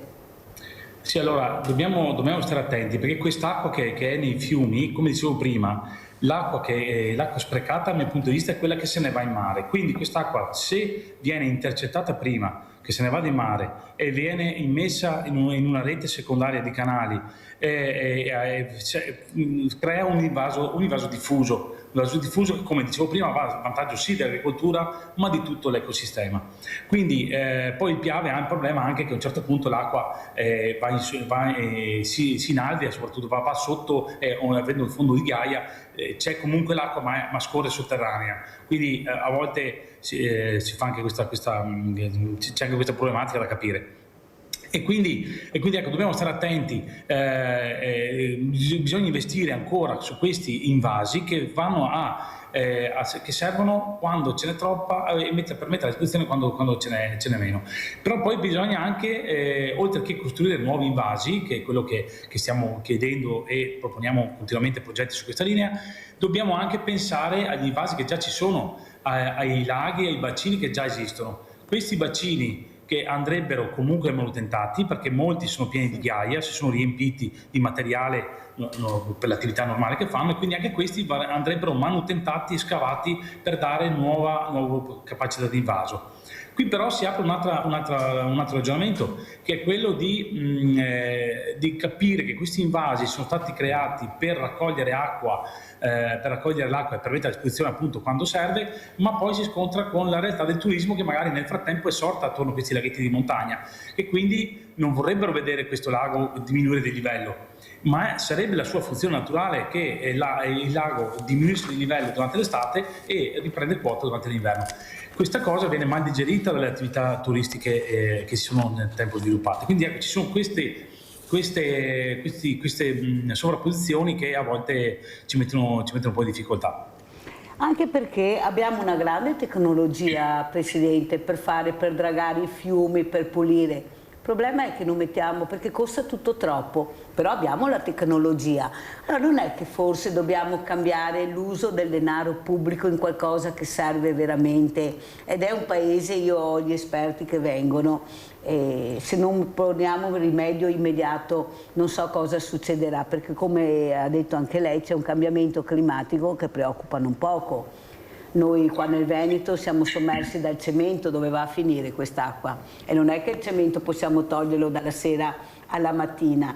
Capisce che forse qualcosa si dovrà pur fare, visto che, e qui abbiamo anche un'esperta, si occupa di altro, però la scienza, la ricerca e la tecnologia hanno fatto passi da gigante. Il problema è capire dove vuoi investire. Ecco, non è che abbiamo anche dei carrozzoni che dovrebbero essere eliminati, perché non si riesce a capire che per fare una cosa devo chiedere l'autorizzazione a 12 enti. Non è che forse sono troppi e dobbiamo cercare di fare più squadra con meno enti e dare più risposte ai cittadini. Questa è una mia sensazione, visto le telefonate e le mail che ricevo. Dottoressa Oian, quello che volevo capire lei, la ricerca, ecco quella che ha detto prima anche il dottor Montanari, l'importanza di capire dove potrò arrivare in questo paese con gli studi che faccio, con la preparazione che ho, la passione che mi fa rimanere qui nonostante magari le offerte siano molto stimolanti. Quando è che hai avuto questa passione? Cioè è partito questo tilt che ha detto io voglio fare quella cosa, ecco, conosciamo un po' questa dottoranda. Ok, allora io in realtà sono sempre stata molto appassionata dagli animali, ho sempre avuto la possibilità e anche la fortuna di vivere diciamo, in mezzo alla campagna, ok, io vengo da San Paolo di Piave e quindi ho sempre avuto il cane, il gatto e volevo fare la veterinaria. Dopo aver provato a fare il test che sono riuscita a passare, poi purtroppo per disponibilità economiche sono dovuta andare in un'altra città, quindi a Udine, che era più vicina rispetto a Torino, e quindi ho scelto questo percorso di studi. Ho superato la laurea triennale, sono diventata tecnico veterinario e poi ho deciso di proseguire con la magistrale a Padova, perché vorrei anche giustamente dare i meriti a Padova, che è l'università con le classifiche più alte in Italia in questo momento. E ho scelto quindi di continuare la magistrale in questa università e dopo, un po' per fortuna, un po' forse anche perché c'è stata l'occasione giusta al momento giusto, mi è stata offerta la possibilità di continuare i miei studi e di eseguire il dottorato in genetica bovina. Perché i bovini? Perché con gli studi mi sono appassionata di questa specie e alla fine dico sempre che un bovino non è nient'altro che un cane, solo più grande, diciamo. Sono animali deliziosi, molto sensibili e lo dico anche se comunque io consumo carne di bovino, non sono vegana o vegetariana, mangio di tutto, però vorrei che passasse anche questo messaggio che l'allevamento non va demonizzato. È vero che c'è un grandissimo consumo di carne che deve essere ridotto perché per il clima, per i problemi che ci sono in questo momento, perché è vero che gli allevamenti producono tantissimi gas serra, il cambiamento climatico è vero,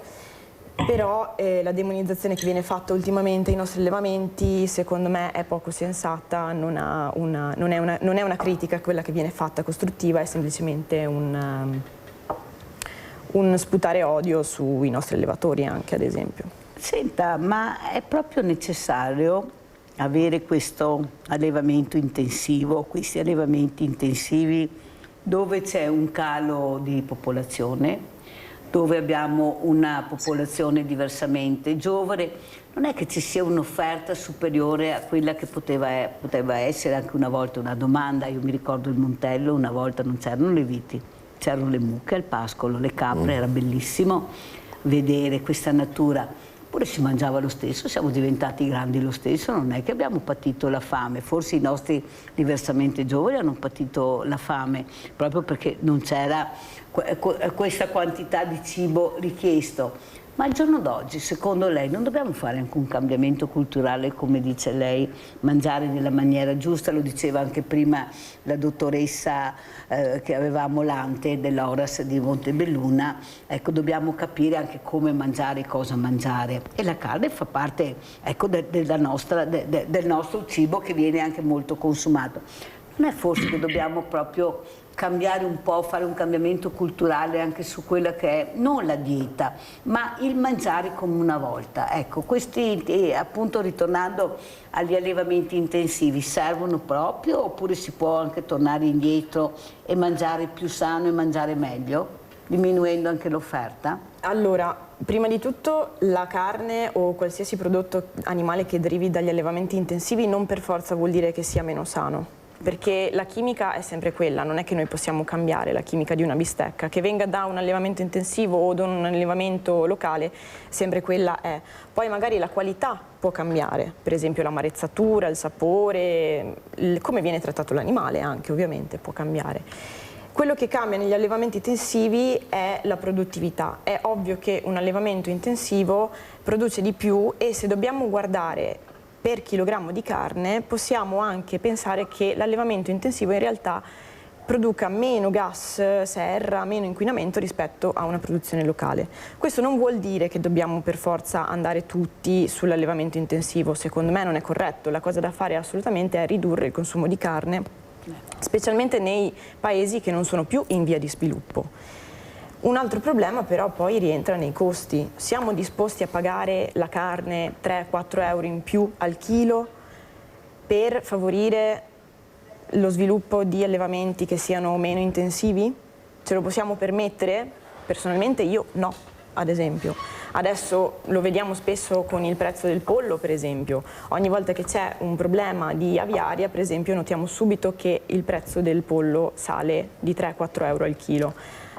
Possiamo permettercelo, lo stesso per i bovini, lo stesso per i maiali, per qualsiasi tipo di allevamento. E poi non è che quello che noi produciamo in Italia rimane esclusivamente in Italia, lo esportiamo anche, quindi potremo perdere anche una fetta di economia da quel punto di vista. Per esempio noi siamo esportatori di formaggi stagionati, di carne, di prosciutto, abbiamo tantissime certificazioni DOP, IGP, non possiamo permetterci di perdere anche quella fetta, quindi è un discorso molto complesso che dovrebbe essere discusso con degli esperti, magari non qui, magari in sede più opportune, e quello che sicuramente mi sento di dire è che al momento nella nostra politica queste discussioni non vengono fatte con degli esperti, ma semplicemente... Finalmente, non l'ha detto Mirella questa mattina, l'ha detto una dottoranda. Siccome li abbiamo gli esperti che non ci mancano, forse attorno a questi tavoli, a queste commissioni, se ci mettessero degli esperti non sarebbe così male. Pensate che una commissione è composta da 20 persone, l'ha detto una consigliere regionale proprio l'altro giorno, pensate anche a livello nazionale, poi alla fine noi ci troviamo con un pugno di mosche, oppure chi ha scritto questa legge, chi ha fatto questa cosa, perché? Perché manca la competenza che abbiamo ma non viene ascoltata. Abbiamo Mirella da Riese, vai Mirella. Ciao Mirella e buongiorno ai suoi ospiti. Allora, 10 giorni fa ho ascoltato nel telegiornale del Veneto, ecco, che la finanza ha sequestrato confezioni di carne mal allevata, le bestie, bovini, ovini e anche dei polli. E hanno ritirato le scatole di uova aia perché stavano, c'era la come si chiama quella malattia, la saugella, no saugella, salmonella. No, salmonella, ha detto la dottoressa. Salmonella, ecco. Sono stata basita veramente perché hanno detto che quelle bestie sono state allevate malamente. I bovini non crescevano bene e facevano male, non crescevano bene i muscoli. Abbiamo perso Mirella? Ecco. Comunque, grazie Mirella, sei stata molto chiara, appunto sono le preoccupazioni che le persone hanno paura perché a casa arrivano questi messaggi senza dare delle spiegazioni corrette come ha fatto la dottoressa Oian. Dottor Montanari, prima si parlava di acqua, noi siamo fatti di acqua. Sì, ecco, forse ce lo ricordiamo poco, ma è così. E soprattutto l'organo deve essere sano, deve essere un buon organo e questo dipende anche dallo stile di vita che hai tenuto. Prego, dottor Montanari, cosa vuole aggiungere? Ma lo stile di vita, allora io devo dire che forse una cosa positiva che possiamo vedere anche nelle nuove generazioni è che effettivamente quello che è stato fatto negli ultimi 20 anni in termini di prevenzione e di diffusione, diciamo, delle conoscenze, quindi della dieta, dell'esercizio fisico, io vedo che adesso anche nei giovani, e parlo di ragazzi più giovani, anche più giovani di me, effettivamente c'è una buona attenzione sia all'esercizio fisico che alla dieta, che anche alcune abitudini, diciamo, molto radicate anche qui nel territorio, come ad esempio bere vino, bere alcolici. Si vede che le nuove generazioni potrebbero quasi mandare in crisi alcuni settori della produzione di alcol, perché effettivamente c'è un'attenzione diversa verso il cibo, verso la dieta, Quindi da questo punto di vista devo dire che è stato fatto abbastanza e si vedono un po' i risultati. E poi chiaro che un discorso comunque è la prevenzione. Poi un altro discorso ovviamente magari fare diete proprio fai da te o cose del genere, che anche lì purtroppo soprattutto con l'utilizzo dei social c'è un grande pericolo. Perché ci sono molti influencer, anche molte pagine tra virgolette salutiste che si occupano di salute a tutto tondo e che ogni tanto magari prendono anche articoli scientifici che sono usciti fuori, li decontestualizzano un pochettino e fanno fuoriuscire delle cose come anche delle mode che possono essere e le bacche di goji un momento, e quindi tutti a comprare bacche di goji,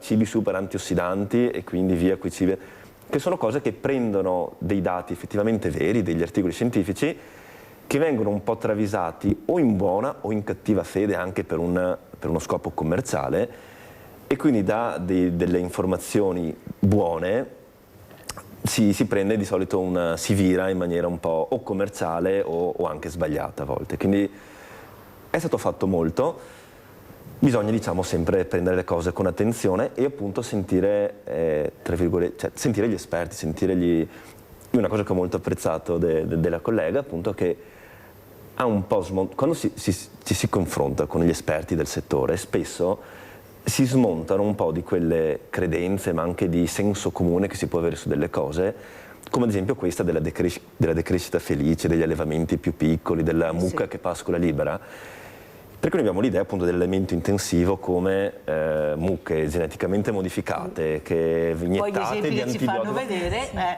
che per carità ci sono ovviamente degli eccessi da evitare, poi però se uno ha una coscienza ambientale, va a vedere i numeri, viene fuori che essendo più produttivi appunto incidono di meno magari sui gas serra, su consumo di acqua e altre cose, gli allevamenti più produttivi intensivi rispetto agli allevamenti medi o più piccoli, quindi che va un po' contro il senso che manca, e siamo sempre là, l'informazione che manca fatta da persone competenti che io cerco sempre di avere in trasmissione. Questo lo dovete voi a casa tranquilli, gratis, vi do informazioni che non sentite o poco. Abbiamo Roberto da Salzano. Ciao Roberto. Buongiorno, saluto i vostri ospiti. Volevo chiedere una cosa al vostro ospite, quello del consorzio. Sì? Io guardavo adesso in internet qual è lo spreco dell'acqua che abbiamo noi nel Veneto. Allora, il nostro acquedotto nel Veneto perde il 42% della sua potenzialità. Non penso ci siano scusanti, non è che si possono dire delle cose diverse. Non ha mai fatto niente nessuno, speriamo che voi fate qualcosa, perché è vergognoso. Si parla sempre del sud. Una regione come il Veneto, che tecnologicamente è avanzata, si permette in questo periodo di perdere il 42% dell'acqua. Poi volevo fare un piccolo esempio, visto che siamo nel 2020. A me piace guardare le trasmissioni che fanno vedere cosa facevano i nostri antenati. Pensate un po', i persiani, i greci e molti altri già 5.000 anni fa raccoglievano l'acqua, perché le piogge non erano costanti, raccoglievano l'acqua d'inverno, in autunno, per tenerla d'estate. Pensate voi, 5.000 anni fa, senza tecnologia. Mi dica qualcosa lei, grazie. Grazie a te Roberto, sentiamo il Presidente cosa dice. Prego Presidente. Sì, allora i consorzi di bonifica direi per fortuna non si occupano di acquedotti e di reti di acquedotti di acqua potabile, si occupano di gestire l'acqua superficiale dei canali.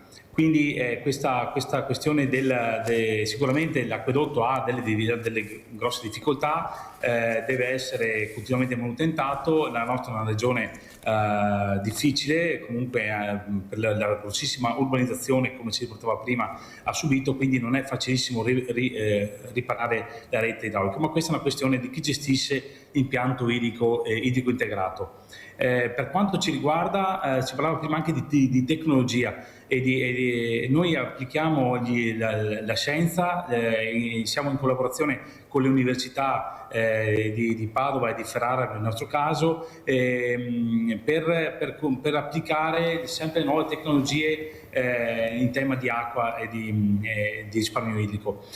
Con l'ultimo lavoro che dicevamo prima sulla Digetto, i fondi PNRR, abbiamo automatizzato quest'asta che funge da invaso. Quindi tutti i manufatti di regolazione dell'acqua vengono regolate in maniera automatizzata e in futuro lavoreranno anche in maniera automatica, probabilmente grazie anche all'intelligenza artificiale. Volevo fare un passaggio anche sulla crisi che ci sta colpendo proprio delle portate. Si parlava prima di Piave, ma volevo ricordare anche l'Adige, che è stabilmente sotto soglia. Oggi misuriamo una portata a Boara di 45 metri cubi al secondo, e che è una soglia che permette al cuneo salino, cioè l'acqua del mare, di entrare nel fiume. Così anche per il Po, anche lì siamo a 300 metri cubi al secondo, inferiore a 300 metri cubi al secondo, e anche lì abbiamo il cuneo salino che risale quasi 25 km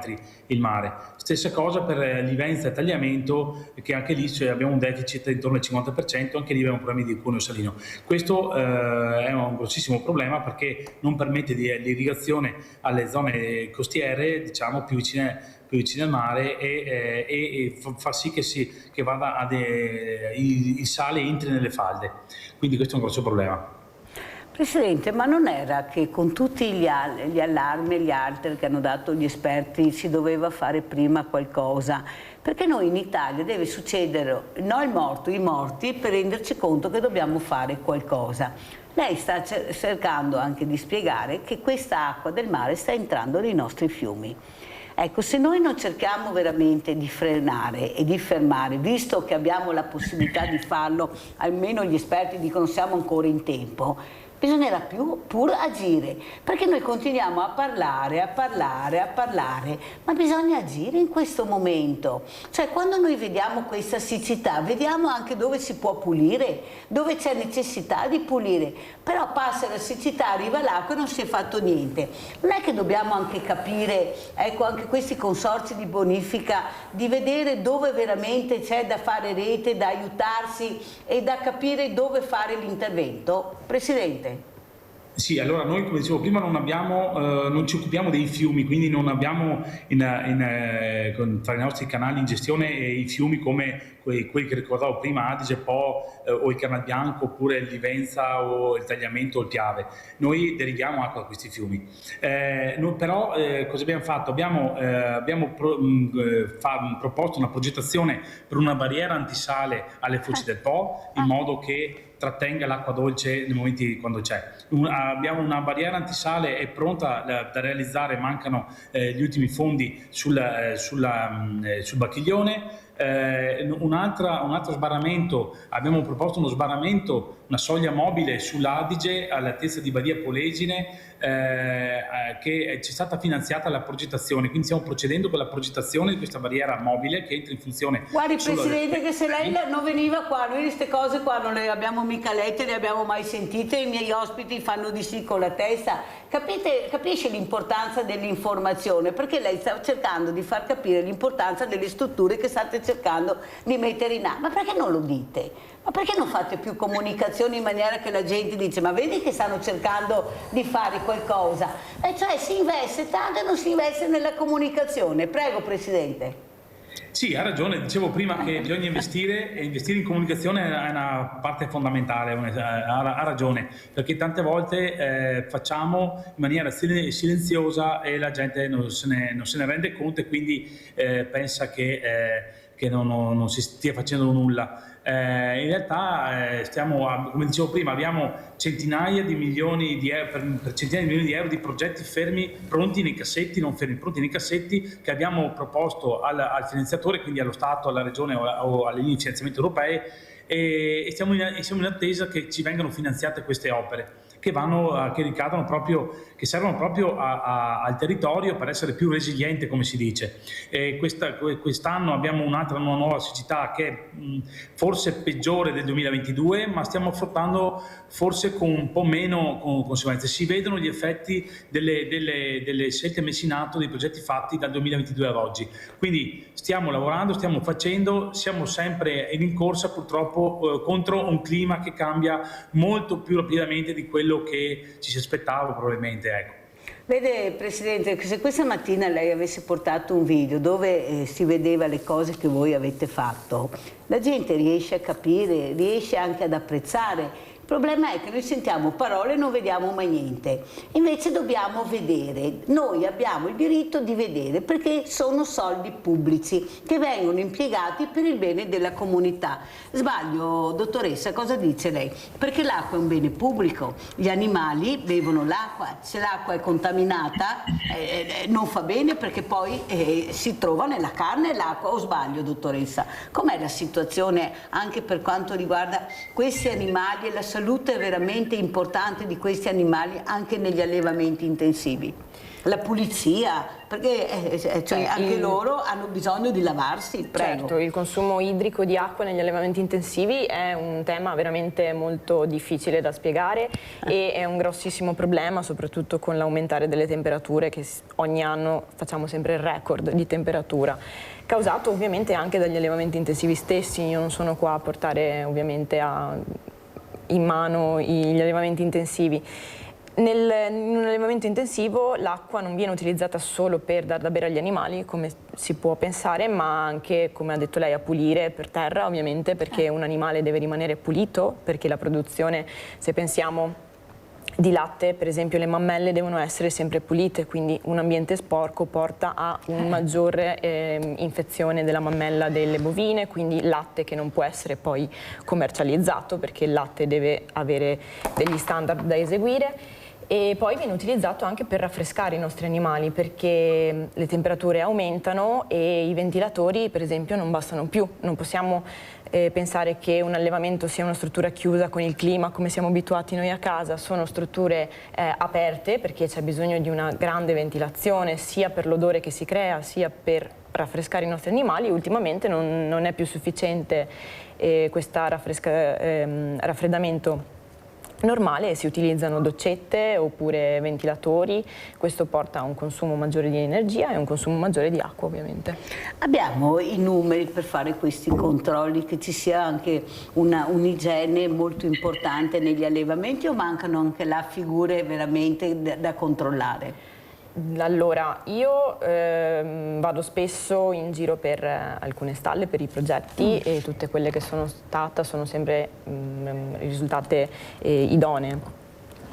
Ovviamente può essere che ci siano poche persone che riescono a fare i controlli, ma il nostro sistema ci permette, diciamo, un po' di sopperire a questo problema, perché il latte viene controllato sempre anche dagli allevatori stessi, e gli allevatori hanno è nel loro interesse portare un latte di qualità e che sia commercializzabile, altrimenti non viene ritirato dalle vari consorzi. Quindi io sono abbastanza sicura e serena nel dire che se ci sono 10 allevamenti, 10 sono a norma, e può succedere solo una volta che uno non sia momentaneamente a norma, ma non c'è questo pericolo come spesso viene riportato. Guardi che dà un bel messaggio questa mattina, dottoressa. Guardi, veramente un messaggio positivo, di speranza, anche di efficacia, ecco, di formazione.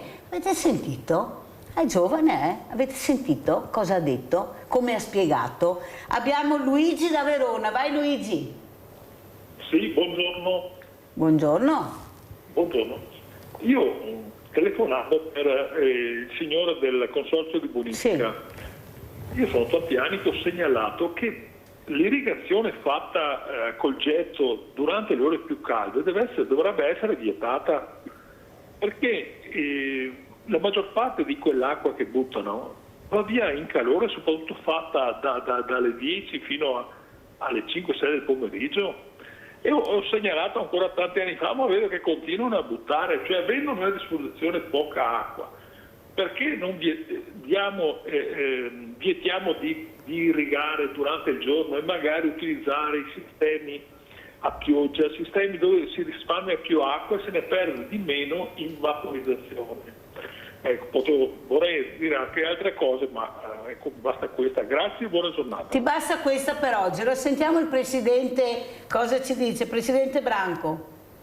Sì, allora, è vero, l'irrigazione notturna molte volte è anche preferita per le colture. In realtà a volte ci sono anche ordinanze che vietano questa pratica, ma quindi si scontrano varie necessità. Comunque posso aggiungere che stiamo investendo molto come sistema di consorzi di bonifica, anche molto nel Veronese, soprattutto per la riconversione di sistemi irrigui, quindi che prevede sostanzialmente l'utilizzo di sistemi a goccia più localizzati, quindi che permettono di arrivare direttamente alla pianta senza spararla in aria, perché comunque sono sistemi più innovativi e stiamo investendo su questi.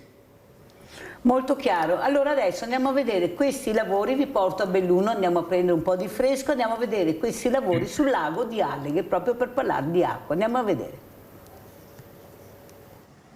Lo aspettavo da anni.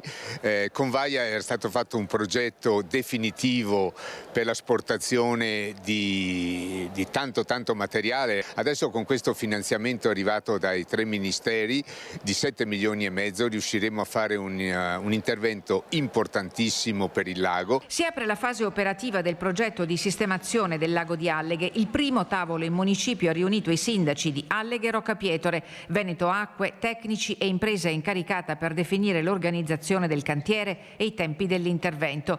Il sindaco di Alleghe, Danilo De Toni, ricorda come attualmente il battente d'acqua su 1/3 della superficie del lago è di 1,5 metri e senza la rimozione del materiale sedimentato il destino prossimo sarebbe l'interramento. I lavori cominceranno, come concordato col tavolo tecnico di ieri ad Alleghe, ad ottobre, e si svilupperanno ogni anno in 2 tranche, quella primaverile e quella autunnale, questo per consentire non interferire sicuramente sull'attività turistica del territorio. L'obiettivo perciò è ridurre il rischio idraulico attraverso la rimozione di circa 300.000 metri cubi di materiale sedimentato accumulato nel bacino dopo anni di trasporto da parte dei corsi d'acqua. Un fenomeno che ha progressivamente ridotto la capacità del lago di contenere le piene, aumentando il rischio in caso di eventi meteorologici intensi.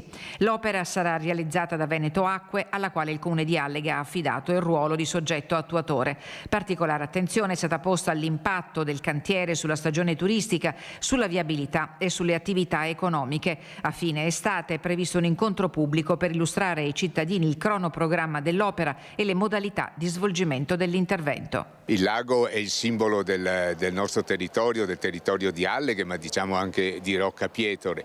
Un lago che purtroppo ci è stato regalato, io dico purtroppo perché per formarsi il lago abbiamo avuto una frana di 30 milioni di metri cubi che si precipitò a valle l'11 gennaio 1771, è un dono che però dobbiamo conservare. Bella sto finale del sindaco, perché l'ha detto anche la nostra dottoressa Oian, che rimarrà così, riusciremo a conservare quella bellezza. Ma avete visto quanto belli siamo? Ma avete visto? Allora, Presidente, cosa risponde? Tutti questi progetti che ha nel cassetto, che non li tira fuori, li porta a Roma, visto che non sanno come spendere i soldi del PNRR, perché dicono che non ci sono progetti validi, che veramente il tempo sta scadendo e non siamo all'altezza. Glieli porti, Presidente, poi ci dice chi ha detto di no e chi non ha voluto portare avanti i progetti che servono a tutta la comunità. Prego, Presidente. Sì, sono già tutti quanti nei tavoli del Ministero, nei tavoli opportuni. Spieghi quale Ministero, perché ci sono tanti ministeri, spieghi anche quale Ministero ha questi progetti? Sono Ministero dell'Ambiente, Ministero dell'Agricoltura, sono vari ministeri che se ne occupano, di infrastrutture e trasporti, sono vari ministeri che se ne occupano. Quindi ci sono queste linee di finanziamento dove noi puntualmente presentiamo queste idee progettuali, però serve la determinazione della politica per scorrere questa graduatoria e destinare i fondi che noi possiamo mettere a terra come sappiamo fare. Quando avete presentato questi progetti, Presidente?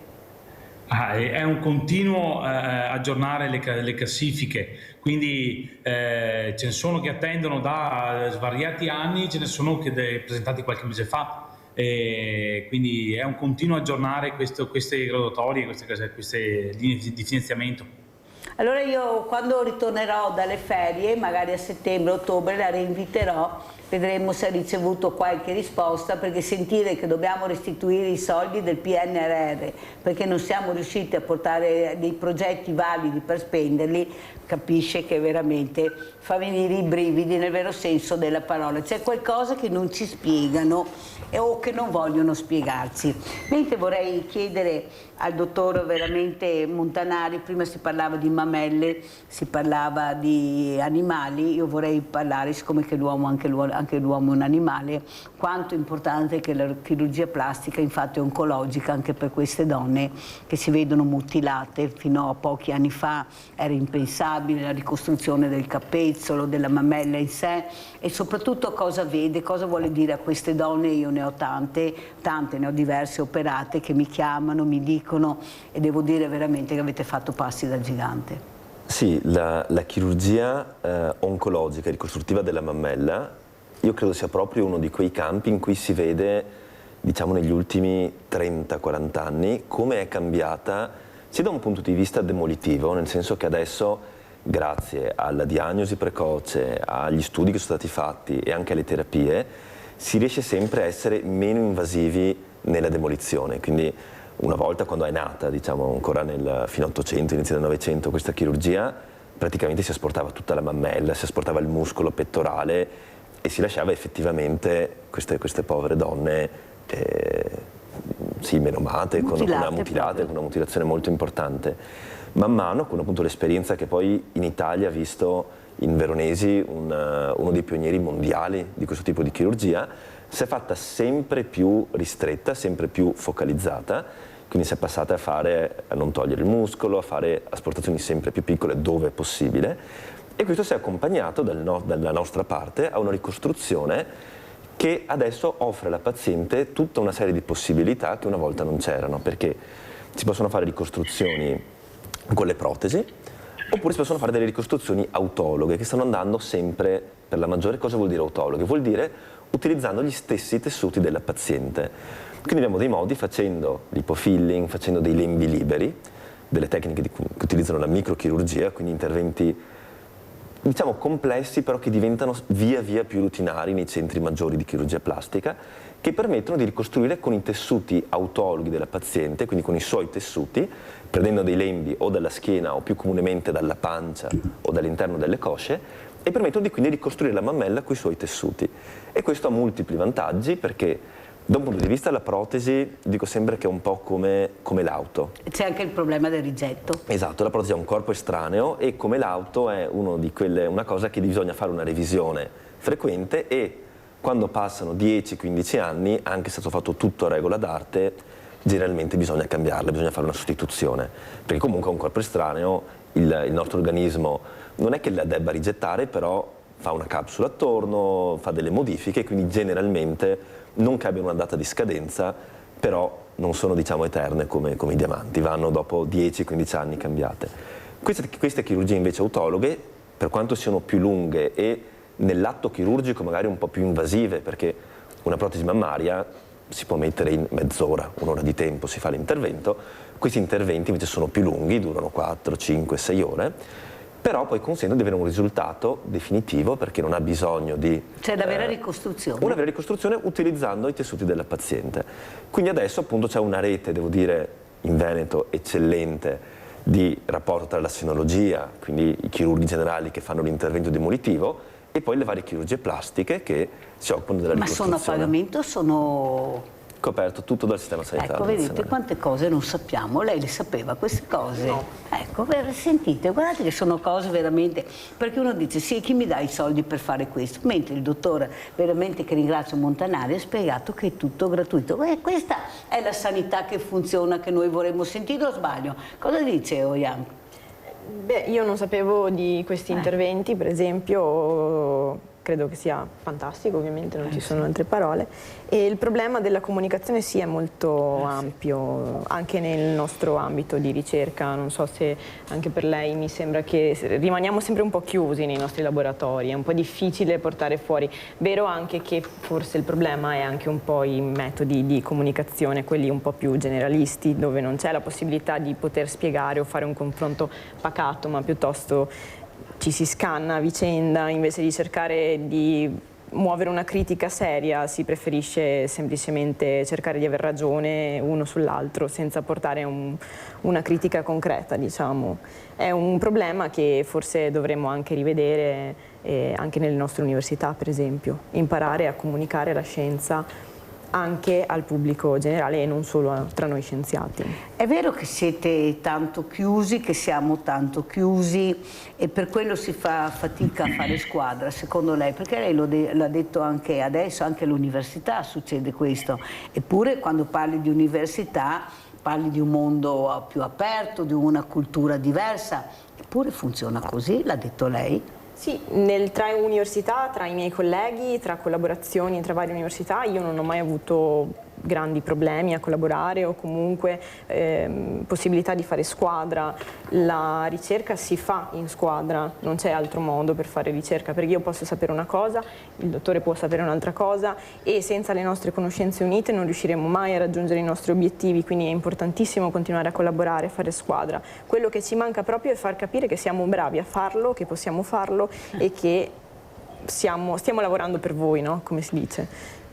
Stiamo lavorando per voi, proprio come si dice. Allora, invece quelli che hanno fatto qua squadre sono a Trieste, sono medici e Coldiretti Assieme per la Salute Alimentare. Andiamo a sentire.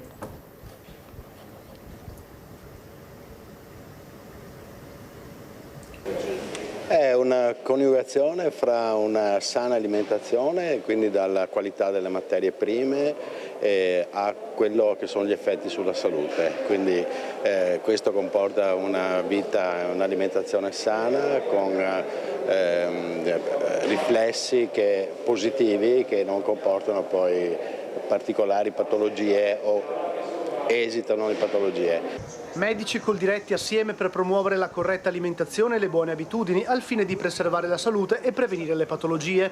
Nella giornata di venerdì 10 luglio all'ospedale Maggiore di Trieste, così come in altri ospedali in tutta Italia, è stata promossa la campagna Amica per la Salute, un'occasione inoltre per valorizzare i prodotti del territorio a chilometro zero. I cittadini interessati si sono potuti avvicinare ai banchi allestiti, parlare con gli agricoltori, assaggiare e portare a casa alcuni prodotti. In un mondo dove i cibi ultra processati sono entrati in tutte le case, promuovere l'alimentazione sana è diventata una missione. Assolutamente sì, le malattie metaboliche, obesità e diabete sono la pandemia del nostro secolo, e questo è prevalentemente legato alla sedentarietà, ma anche ad alimentazione e abitudini alimentari scorrette, sia in termini quantitativi ma anche e soprattutto in termini qualitativi. L'aumento del consumo di cibi ultraprocessati ricchi di conservanti e additivi sta alla base dello sviluppo delle malattie metaboliche. Quindi come professionisti non che curano malattie ma che promuovono la salute, supportiamo iniziative come queste, dove parlare di alimentazione sana, cibi freschi e qualitativamente adeguati riduce in termini di prevenzione il rischio dell'obesità e del diabete mellito. Per noi come Coldiretti, ma anche poi soprattutto tutto quello che è il movimento Campagna Amica, questa data di oggi è veramente un appuntamento storico, perché si vuole ancora di più promuovere tutto quello che è la dieta mediterranea, quello che è il nostro agri-food, ma soprattutto si vuole promuovere il lavoro che fanno le aziende che aderiscono a Campagna Amica, che rispettando certi canoni di produzione garantiscono veramente una qualità del cibo eccellente, una salubrità soprattutto eccellente, che è a tutto beneficio della salute pubblica. È una bellissima iniziativa che ci permette di sottolineare la stretta connotazione tra una sana alimentazione, la prevenzione per la salute e quindi appunto una buona qualità di vita lungo tutto il corso della vita delle persone. Quindi si parla appunto di prodotti sani, si parla di produzioni di eccellenza italiana e locale, e ringrazio Coldiretti che una volta di più aiuta le istituzioni a fare sensibilizzazione su questi temi, promuovere appunto la sana alimentazione e la dieta mediterranea in un'ottica proprio di prevenzione della salute. Abbiamo Paola da Padova, vai Paola. Sì, ciao Mirella e buongiorno ai tuoi ospiti. Ciao. Allora, ricordo, ringrazio per aver ricordato il professor Veronesi, che sicuramente è stato un grande, e che lui era vegetariano, ha scritto anche 2 libri già dal 1990, e questo dovrebbe far riflettere molto sulla, appunto parlate di cibo sano eccetera. E alla dottoressa volevo chiedere, ma con tutte le meravigliose attività che fate di ricerca si spera anche che si trovi qualcosa, e su quello che succede negli allevamenti intensivi e nei mattatoi, nei macelli, credo che sia il primo passo sia per il benessere umano, ma anche per una parvenza di benessere animale che poi si traduce in benessere umano. Grazie infinite al dottore per tutto quello che fa, però per non perdere troppo tempo ci sarebbe da fare anche del cosiddetto aprire un occhio su tutto quello che succede nei pronti soccorsi, che sono dei lazzaretti disumani, dove sicuramente il personale è poco, quindi è fuori dalle grazie di Dio, ovviamente inadeguato, le strutture sono fatiscenti, in 10 in una stanzetta il respiro dell'uno si respira l'altro, 8 ore prima di essere ricevuti, comunque un'attenzione va data anche ai cosiddetti pazienti che si intasano nei pronti soccorsi per nulla, lasciate spazio a chi veramente ha grossi problemi o quantomeno medi, non si può intasare per nulla perché così il personale non può certo dedicarsi ai problemi veri. Veramente i pronti soccorsi del Veneto, Padova in particolare, è un lazzaretto vero e proprio. Quindi facciamo tante cose pindaliche, ma partiamo dalla base che ce n'è, no, bisogno di più. Grazie infinite e buona giornata.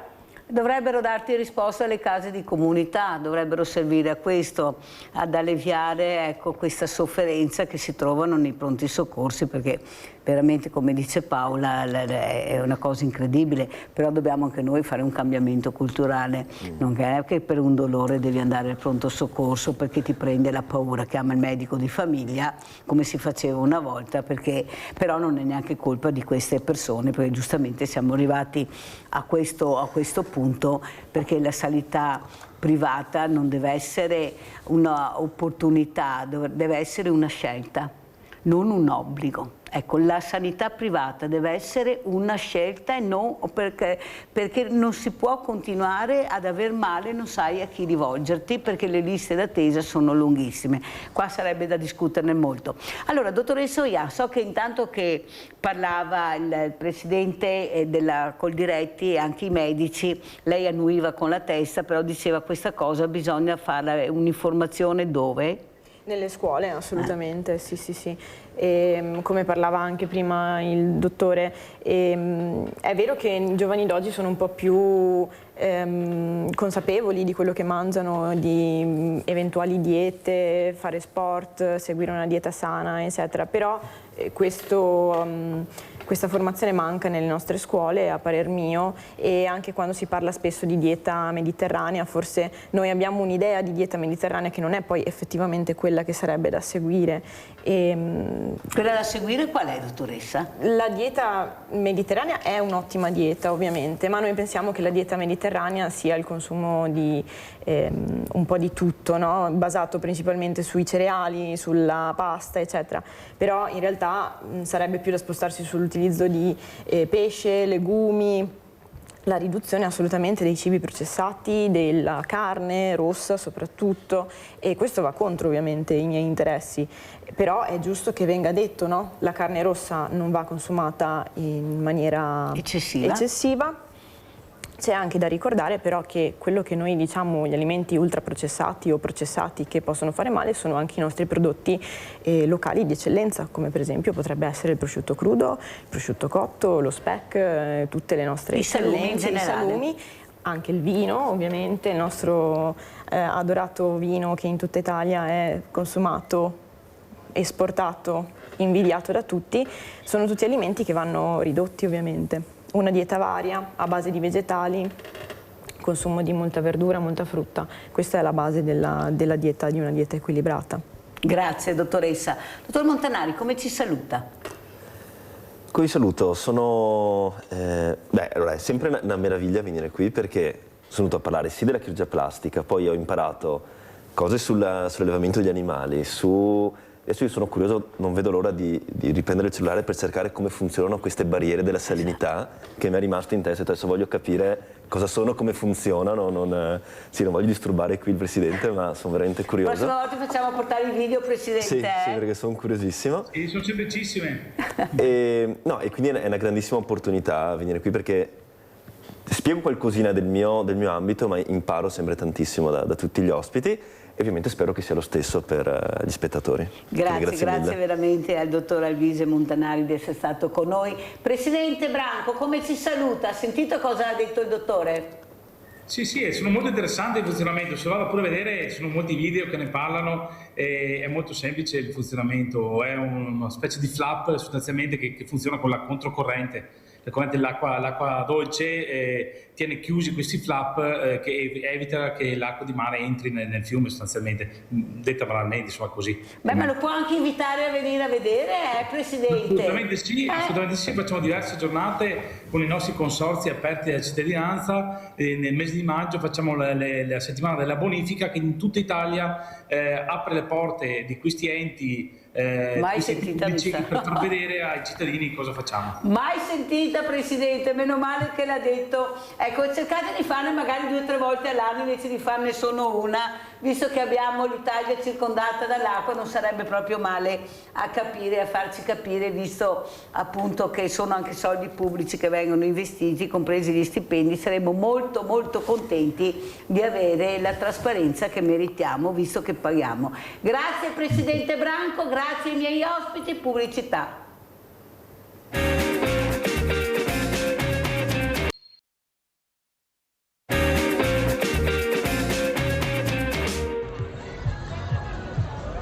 È lunedì, noi abbiamo ancora voglia di sagre. Bea, oggi ti ho portato alla sagra di Peri di Coscio. Dai che andiamo a scoprirla. Venite. Quindi te ne vai, non ci posso pensare. Con la maglia del sito e ancora coi segni del sale. Ma chi lo sa, dov'è che guarda. Mancabile anche qui la baby dance per i più piccoli.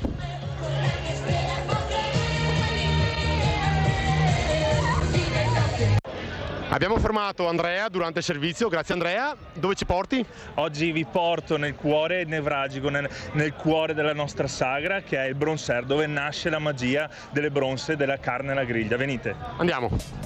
Che la lì con la piazza dell'Inice di mezzo al mare. Oh signore, basta una giornata e sole. Sento una respirazione, musica per gli occhi miei. Ma davvero tu mi pare così? Dico no per te significa sì. Io che cosa fa l'amore non lo so. Ancora. Allora ci ha fermato Gilberto mentre stavamo andando a mangiare. Gilberto. Beh, sicuramente la prima cosa da fare alla sagra di Coscio appena arrivati è venire a bere un buon aperitivo qui al Green Corner. Potevamo dire di no? Andiamo.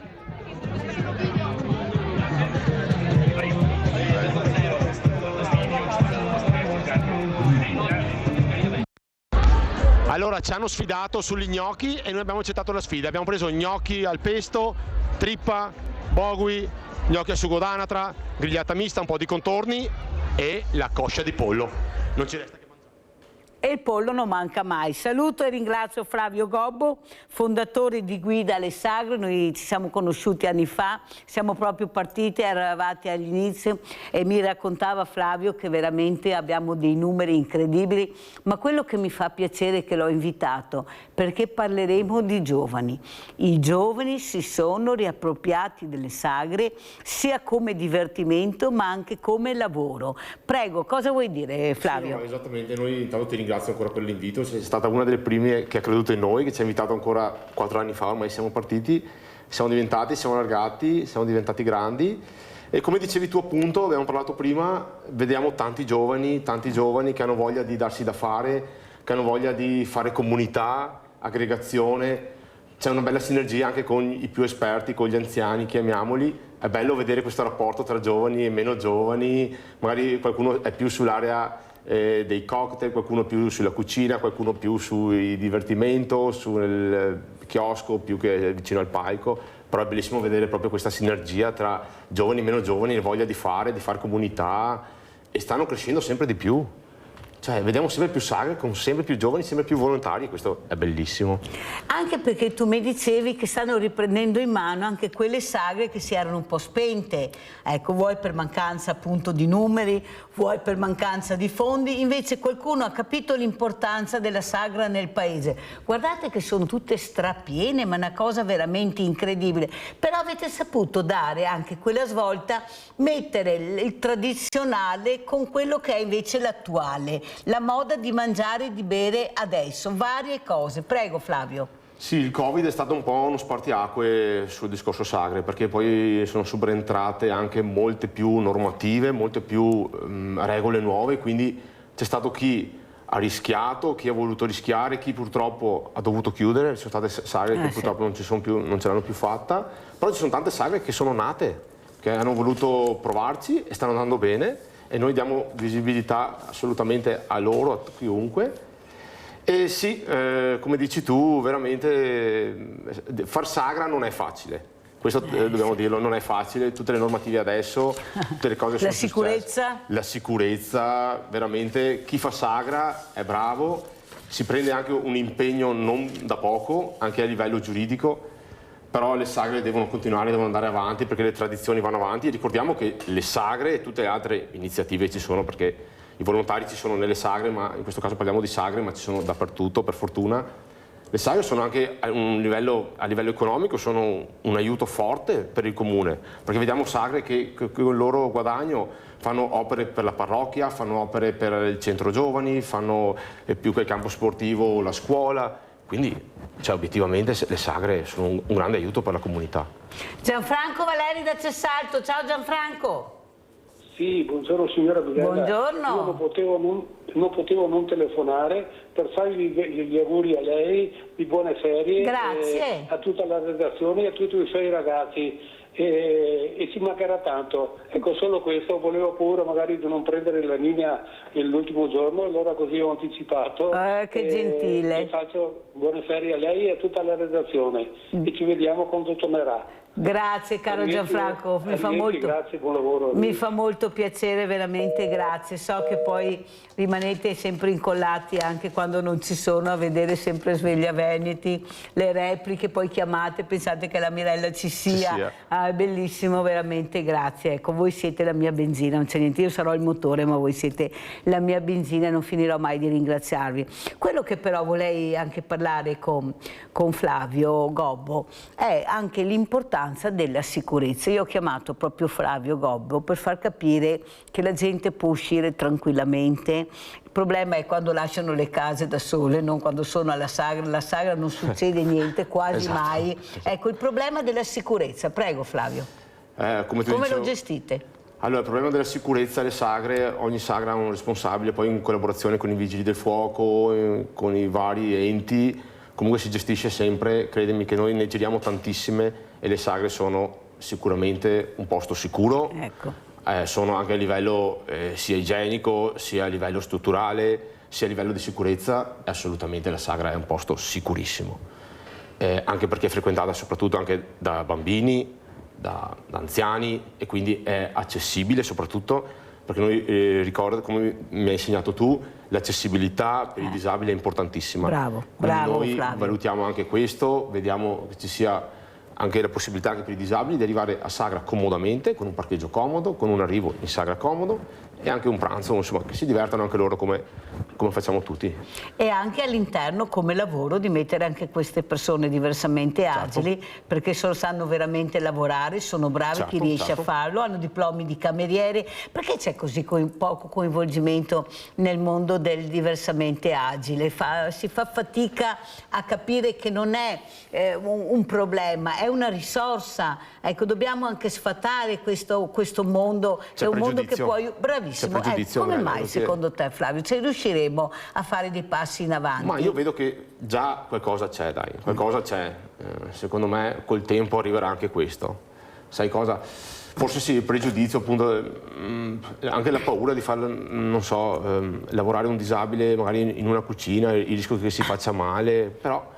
Ripeto, io vedo che ci stiamo arrivando. Bravo. Comunque c'è la volontà. Ricordati la volontà sempre di quello che ti dice Mirella, di inserire anche queste persone che lavorano bene, sono serie, professionali in quello che fanno. Hanno diplomi di cameriere, hanno diplomi di cucina, perciò ti ringrazio veramente tanto. Abbiamo Wanda da Silea. Ciao Wanda. Ciao Mirella, io vorrei farti gli auguri e augurarti buone ferie, che sabato vai in ferie. E poi vorrei fare i complimenti a quella signora che telefona spesso, quasi tutte le mattine, mi sembra che si chiama Nadia, che va a fare la chemio. E quando va a casa, poverina, si fa anche da mangiare, è bravissima quella signora. Ascolta Wanda, potresti anche andarla a trovare, visto che sei di Silea anche tu? So che abita qui vicino, ma non lo conosco personalmente. Non ti preoccupare, vi conoscerete. Ecco, se Nadia mi permette ti darò il suo numero, così la vai a trovare, che lei è un piacere enorme. Ha una pergola con la fontana bellissima in riva al Sile, perciò chiamerò Nadia e poi ti darò il suo numero, se lei me lo permetterà Wanda, così vai a trovarla, che lei ha bisogno di sentire le tue parole. Sì. Va bene, grazie. Grazie a te, buone ferie. Grazie cara Wanda, mi vogliono bene con te lo sei meritata. Grazie Wanda. Ecco, l'importanza della sicurezza è ai primi posti e soprattutto questi giovani, come li vedi, come si comportano anche durante, perché in effetti noi durante l'estate non è che vediamo ubriacature, vediamo delle cose pazzesche. Quanta attenzione ci mettete, perché voi siete sul pezzo? No, siamo sul pezzo. Perché la birra a fiumi, lo spritz a fiumi. Sì, però sì, siamo sul pezzo, appunto. Guarda, i giovani che vediamo noi le sagre, calcola che sia da parte di quelli che la frequentano e da quelli che ci lavorano, sono tutti giovani che hanno voglia di stare insieme e di fare aggregazione, quindi tanti che ci lavorano sono figli di altri che lavorano, quindi è tutto anche a livello familiare, quindi è bello. Mandiamo anche le immagini delle sagre per cortesia, che è bello. Prego Fabio. Sì, vedi il papà che coinvolge il figlio a lavorare, vedi la sorella in cucina, il fratello che porta fuori da mangiare, quindi è tutto anche a livello familiare bellissimo che viene coinvolta tutta la famiglia. E da parte di quelli che la frequentano comunque vedo rispetto, educazione, comunque non vediamo scene, nonostante che ci sia divertimento, birra a fiumi, da divertirsi. Sai cosa? In questi anni è aumentata molto la qualità del cibo. Questo sì, questo abbiamo notato, che la qualità del cibo è aumentata perché la gente vuole mangiare bene, quelli delle sagre hanno piacere far mangiare bene chi viene da loro e quindi la qualità indubbiamente si è alzata. Però hai cambiato il simbolo della sagra, non era mica questo, io me lo ricordo perché me ne avevi regalato uno. E ti regalerò anche questo. Ma noi ogni anno lo cambiamo. Ah, ogni anno lo cambiamo. Questo è il quarto anno, vedi, c'è scritto 4. Ogni anno lo cambiamo, così ogni anno la sagra sa che siamo andati da loro e loro li collezionano, vediamo quanti Come ne mai avranno. avete scelto la macchina? Proprio perché è il mezzo con cui ritorni che deve stare attento. Bello sto simbolo. La macchina è il simbolo di noi che giriamo alla ricerca di sagre nuove, che scopriamo... E che poi quando hai mangiato e ben bevuto devi stare attento perché devi salire là magari molte volte per andare a casa. Siamo sempre attrezzati, abbiamo sempre un astemio con noi a Sagra, quindi Con la patente non si scherza, ci mancherebbe. Allora andiamo a vedere cosa diceva appunto Bordini su crisi, pro loco e sagre. Pensate, era febbraio del 2026. Andiamo a sentire. La situazione è difficile da tempo per chi fa le sagre e per le pro loco che con le loro attività scandiscono la vita sociale delle comunità friulane e non. Il grido di allarme è stato da tempo recepito dalla Regione, come conferma il presidente del Consiglio regionale Mauro Bordin, che ben conosce queste realtà. Ammette anche che la questione arriverà inevitabilmente in Consiglio, ma la Regione potrà solo pungolare il Parlamento sulla questione stessa.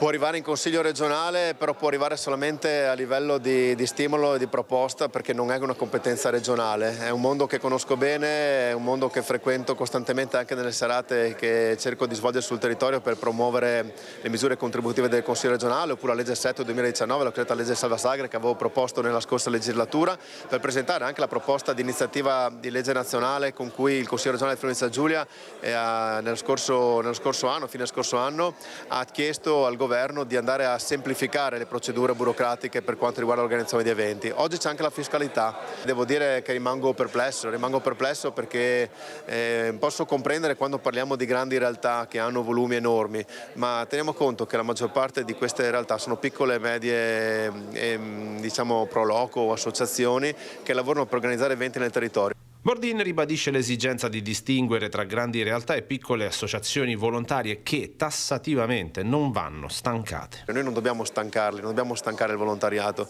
e queste complicazioni burocratiche, questi regimi fiscali secondo me rischiano in qualche modo di essere pericolosi da questo punto di vista.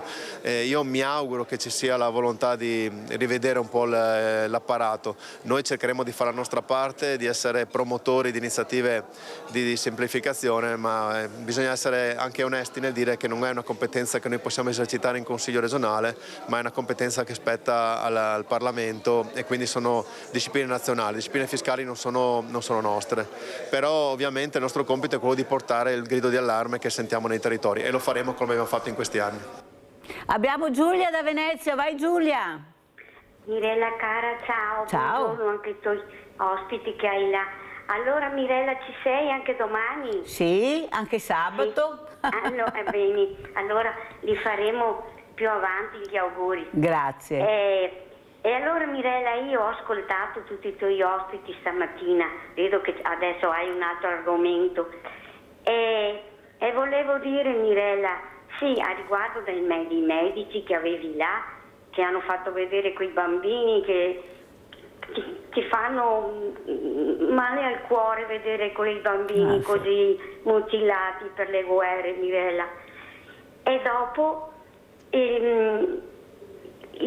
quello della bonifica là del Presidente Branco. Fiumi, sì. E penso che verranno a casa con la voglia dei progetti, Mirella, che gli finanziano i progetti. Perché Mirella adesso hanno altro da fare, Mirella. E allora volevo dire, Mirella, che io sono stanca di vedere per 5 anni finanziamenti di armi all'Ucraina, perché adesso bisognerebbe dire basta, sedetevi a un tavolo e se no vi arrangiate. Perché Mirella, tutti quei soldi là si potrebbero impegnare per noi qui in Italia, perché erano destinati anche al terzo settore, il PNR. E vedi dove vanno? Poi non lo so se ci renderanno conto dove sono andati. E allora Mirella volevo dire questo, che invece loro là a Roma non ci pensano di smettere di dare le armi, anzi le armi sono importanti, perché vedi che litigano anche perché vogliono mandare le armi, e noi siamo stanchi perché non ce la facciamo più. Ti ringrazio Mirella per il tempo che mi hai dato e saluto tutti i tuoi ospiti, vi auguro una buona giornata. Ciao Mirella cara. Ciao cara Giulia. Ciao cara Giulia, ciao. Allora Flavio Gobbo, l'unica cosa che vediamo è che noi vediamo tutto pronto, ma Dietro le quinte c'è un lavoro enorme, a monte c'è un lavoro incredibile, ma soprattutto questa burocrazia, veramente io ho avuto Furlan, che è il presidente delle Proloco, ed era molto preoccupato perché veramente la burocrazia stava uccidendo anche le Proloco, ecco, tutti questi incartamenti che poi alla fine facevano capire che qualcosa non andava. Mi sembra che qualcuno abbia fatto un passo indietro, o sbaglio? Anche se rimane sempre una grande burocrazia, ma però girano anche tanti soldi. Rimane una grande burocrazia, sì, vero. Da quest'anno abbiamo le sagre, c'è un nuovo regime fiscale, quindi c'è da rimettersi un po' in regola con tutto. Ci sono state sagre, incontri che hanno fatto fatica. Cioè, spieghiamo cosa fate voi quando appunto prendete in carico di organizzare questa sagra o aiutate. Spieghiamo bene il vostro ruolo, Flavio. Beh, noi principalmente andiamo a far conoscere la sagra. Ora. Il nostro ruolo è di far conoscere più sagre possibili, più eventi possibili, raccontarla, che una persona attraverso la nostra pagina possa già capire cosa troverà. Se c'è intrattenimento per i bambini più che un palco per i concerti, se c'è un certo tipo di cucina. Abbiamo visto che ci sono anche l'attenzione per i celiaci, abbiamo visto, o per i vegani, c'è un menù dedicato, quindi chi va sulla nostra pagina già ha un'idea di cosa andrà a vedere e quindi noi già lo indirizziamo. Poi noi le raccontiamo anche in maniera simpatica, facciamo interviste alle persone, cosa hanno mangiato, come è andata, però ripeto, come hai detto tu prima, mi allaccio, dietro la sagra, dietro la costruzione di una sagra c'è un lavoro immane, oltre fisico, c'è un lavoro burocratico, c'è un lavoro fiscale. Guarda, noi siamo in contatto e ringraziamo anche il consigliere regionale a Paolo a Roma, che ci ha mandato una bellissima lettera quest'inverno, ringraziandoci e complimentandosi con noi per il lavoro che stiamo facendo, e è stata una bella iniezione di positività, la ringraziamo ancora. Quanti siete, Flavio, voi? Faccio fatica a dirti quanti siamo, perché grosso modo siamo una ventina di persone, ma ci stiamo allargando perché la richiesta di andare a sagre aumenta e noi quindi continuiamo a crescere. Ma non è che ci sia anche una certa rivalità tra comuni e sindaci? Cioè, la fa bene lui, io la devo fare meglio di lui, perché la gente mi ha detto che l'ha mangiato bene, perciò io devo offrire, come hai detto tu, un prodotto di qualità, un prodotto buono, e la rivalità, guardate che delle volte fa molto bene anche, o sbaglio, Flavio? Hai toccato un argomento giustissimo. Allora, rivalità dovrei dire che non c'è, ma c'è. La rivalità c'è, sana, bella, e comunque la rivalità spinge sempre a migliorarsi. Quindi esatto. La rivalità, se fatta bene, il confronto è fatto bene, è sempre positivo. La rivalità c'è perché ricordi che la tua sagra, quella che fai tu, è sempre la migliore. Se tu guardi il tuo orto è sempre migliore di quello degli altri. Però vista da fuori magari se qualcuno ti fa notare certe cose, allora non è più la migliore. Però sì, c'è rivalità, ma c'è anche tanto aiuto. Vediamo che i comuni limitrofi, abbiamo visto sagre che addirittura gli stessi volontari vanno a una sagra e vanno anche a aiutare l'altra. Sentite. Quindi c'è una mano anche a livello bella. Magari la sagra più grande aiuta la più piccola, ma anche viceversa, ho bisogno, anche durante la sagra stessa. Se durante la serata c'è un problema, magari si chiamano, si cercano, quindi c'è comunque c'è un bel rapporto, c'è comunque della complicità tra sagre. La rivalità, quella giusta, sana, c'è e serve. Alla fine voglio capire com'è andata questa sagra e cosa hanno detto. Quello che mi piace tantissimo è anche vedere proprio che partecipano a queste, i bambini piccoli, 7-8 anni, sono dei camerieri eccezionali. Arrivano, io li chiamo Spiri Gonzales, una scheggia, tu ordini l'acqua, arriva l'acqua dopo 2 secondi. No. Sono molto attenti anche nel portare via i piatti, si chiamano uno con l'altro. Non è che dobbiamo puntare su loro e forse ne toglieremo molti di più dalle strade a fare delle cose per noia che non devono fare. Flavio, un punto veramente di riferimento. Oppure quelli che hanno fatto questi gesti di vandalismo, magari gli diamo a Flavio Gobbi, dico adesso vieni a fare la sicurezza con noi, tu che hai creato problemi di sicurezza. Cosa dici? Coinvolgerli di più?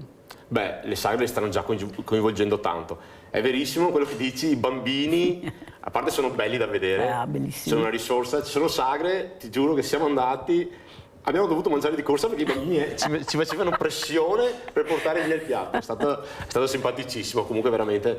Sono come dici bravi, tu, sì. Più giovani sono alle sagre, meno giovani sono in giro a far danni, delinquere, a fare i famosi maranza, queste cose qua. Quindi più sono a sagra, meno danni fanno in giro, però ce ne sono tanti a sagra. E merito delle sagre, dei genitori che le coinvolgono, perché comunque un bambino viene a sagra se ha l'amico e l'amico è coinvolto dal genitore, dall'amico, quindi è sempre un po', cioè i giovani sono coinvolti comunque. Ma questo è bello perché guardate, poi anche voi, perché tanti di voi appunto vanno alle sagre, io dico che sarebbe tutti quanti da andare a frequentarli tutti o dove c'è andare, perché ci si diverte, si sta in compagnia, in allegria, e soprattutto questi bambini, altro che non hanno manualità, se tu li fai lavorare, sbaglieranno prima, ma dopo sono molto attenti alla raccolta differenziata, come la fanno ad esempio quando vengono a ritirare. Guardate che veramente danno delle lezioni, un cambiamento culturale, loro lo stanno già facendo, o sbaglio Flavio? No, è importantissima, hai detto la raccolta differenziata, ma tante altre cose, vedere c'è da fare le cose, comunque a sagra le cose vanno fatte bene, e i giovani, parlavo ieri con un presidente di una proloco abbastanza grande, diceva comunque noi gli diamo degli indirizzi a questi ragazzi, perché vediamo che se gli dai l'indirizzo il ragazzo lavora, fa bene, viene con piacere, ma se metti un ragazzo di 18, 17 anni, ma anche 15, 14, lo metti là a testa bassa a lavare i piatti, difficilmente poi tornerà. Quindi devi anche, su questo sono bravi anche i vari presidenti, le varie associazioni, a capire i giovani e metterli nella posizione di venire, di tornare con piacere. Quindi un bel messaggio anche per questi ragazzi. La cosa invece che ti preoccupa di più qual è, Flavio, in questo momento? Mamma, a livello di sagre ti dirò sempre la burocrazia. Questo è mi preoccupa molto, ma anche rapportandomi appunto con chi le fa, c'è tanta burocrazia, tanta sicurezza, c'è tanta responsabilità anche. C'è tanta responsabilità da parte di chi le fa, di chi si impegna, perché ci auguriamo che vadano sempre bene, non ci sia mai nulla, però tu sai meglio di me che il primo problema poi è un attimo. Infatti come ho detto prima all'inizio, il Covid è stato un po' uno spartiacque, perché c'è stato tra chi ha detto prendo il Covid come, tra virgolette, non dico scusa, però pretesto per non avere più responsabilità, chiudo e basta. È stata una bella mazzata il Covid, questo sì. Come ci saluti? Ormai il tempo è finito. Flavio, cosa vuoi dire alle tante persone che ti stanno seguendo da casa? Evviva le sagre tutte, bravissimi tutti, ma come chiudi, prego? Chiudo, ci vediamo alle sagre, venite alle sagre, le sagre fanno bene al paese, fanno bene anche economicamente, fanno bene allo spirito, si mangia bene e ci si diverte, quindi ti aspetto a sagra anche te, Mirella. Andiamo tutti alle sagre. Grazie a Flavio Gobbo, fondatore di Guida alle Sagre. Con questo simbolo state attenti poi, perché dovete salire molti di voi qui o in motocicletta. Attenzione, divertitevi, ma con il buon senso. Grazie, adesso andiamo a vedere il vostro assegno a chi è andato. Ciao carissimi amici vicini e lontani, oggi siamo a Onigo di Pederobba. Grazie a voi e quello che state facendo per me, grazie ancora. Cos'è tutta questa disperazione? Cosa è successo? Ormai sono distrutto. Sì, parecchie cose che non vanno bene.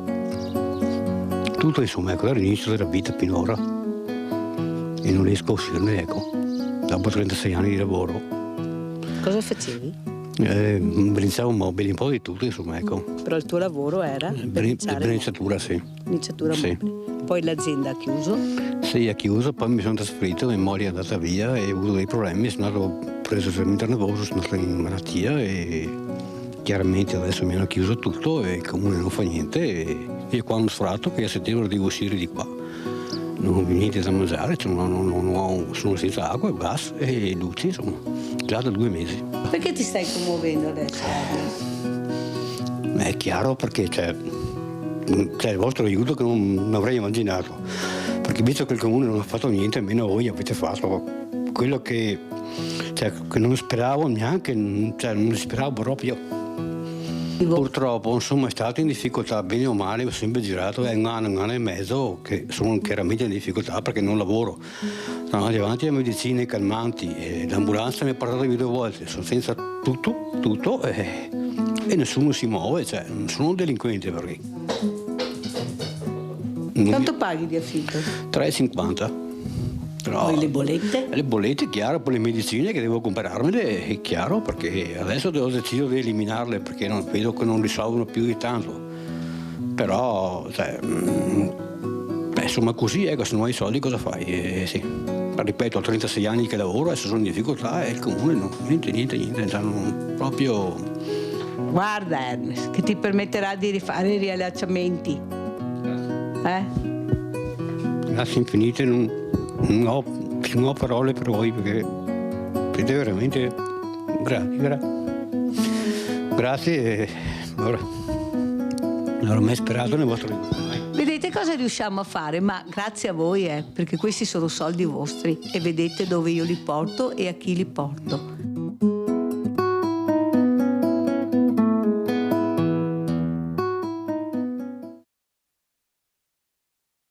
Ciao grande famiglia di Rete Veneta, oggi siamo in un paesino vicino a Treviso. Permesso, eccola qua. Ciao Nicoletta. Ciao Mirella. Avete visto chi è? E la mamma. Adesso vedo la Mirella. Ciao mamma. Ciao Come Mirella. va? Insomma dai, piantini tristi. Quanti anni? 81 quasi.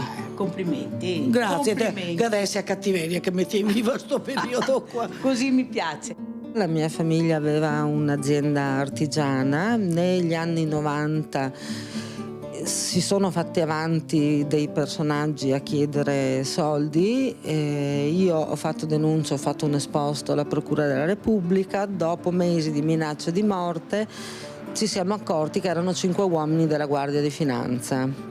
Sono stati processati, essendo incensurati hanno patteggiato, sono stati liberi e felici, mentre la mia famiglia ovviamente è distrutta economicamente, l'azienda persa, la casa persa e nessuno che difenda le persone oneste che combattono questi episodi. Io l'ho vissuta con i denti, con grinta, tutte e due, perché siamo state noi due praticamente che abbiamo tenuto proprio con i denti. Mio marito si è ammalato, abbiamo trovato della gente che veramente ci ha terrorizzati. Telefonavano di giorno, telefonavano di notte, mi dicevano che le figlie salivano in treno, le buttavano giù con la testa. Una cosa veramente terrificante. Ti abbandona lo Stato, ti abbandonano i parenti, ti abbandonano gli amici e tu con dignità tieni con i denti e cerchi di racimolare tutto quello che puoi. Gli abitanti di questo Stato, quelli che pagano le tasse, quelli che sono qui da 80 anni come me e anche altri, vorrebbero essere protetti di più, anziché proteggere i briganti e gli assassini, come succede tutti i giorni, di proteggere anche noi.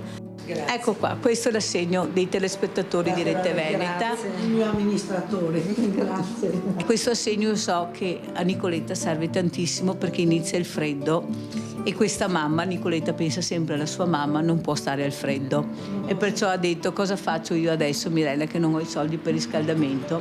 E noi come possiamo lasciare una nonna così in gamba al freddo? Non esiste. E allora ecco che la grande famiglia di Rete Veneta anche questa settimana è arrivata qui in questa casa ad aiutare queste due coraggiosissime donne. Io ringrazio Rete Veneta che vedo da anni e che non avrei mai creduto di trovare persone come voi, ecco. Io ringrazio Rete Veneta, la Mirella, i telespettatori, amici di tutti noi che ci aiutano ad andare avanti.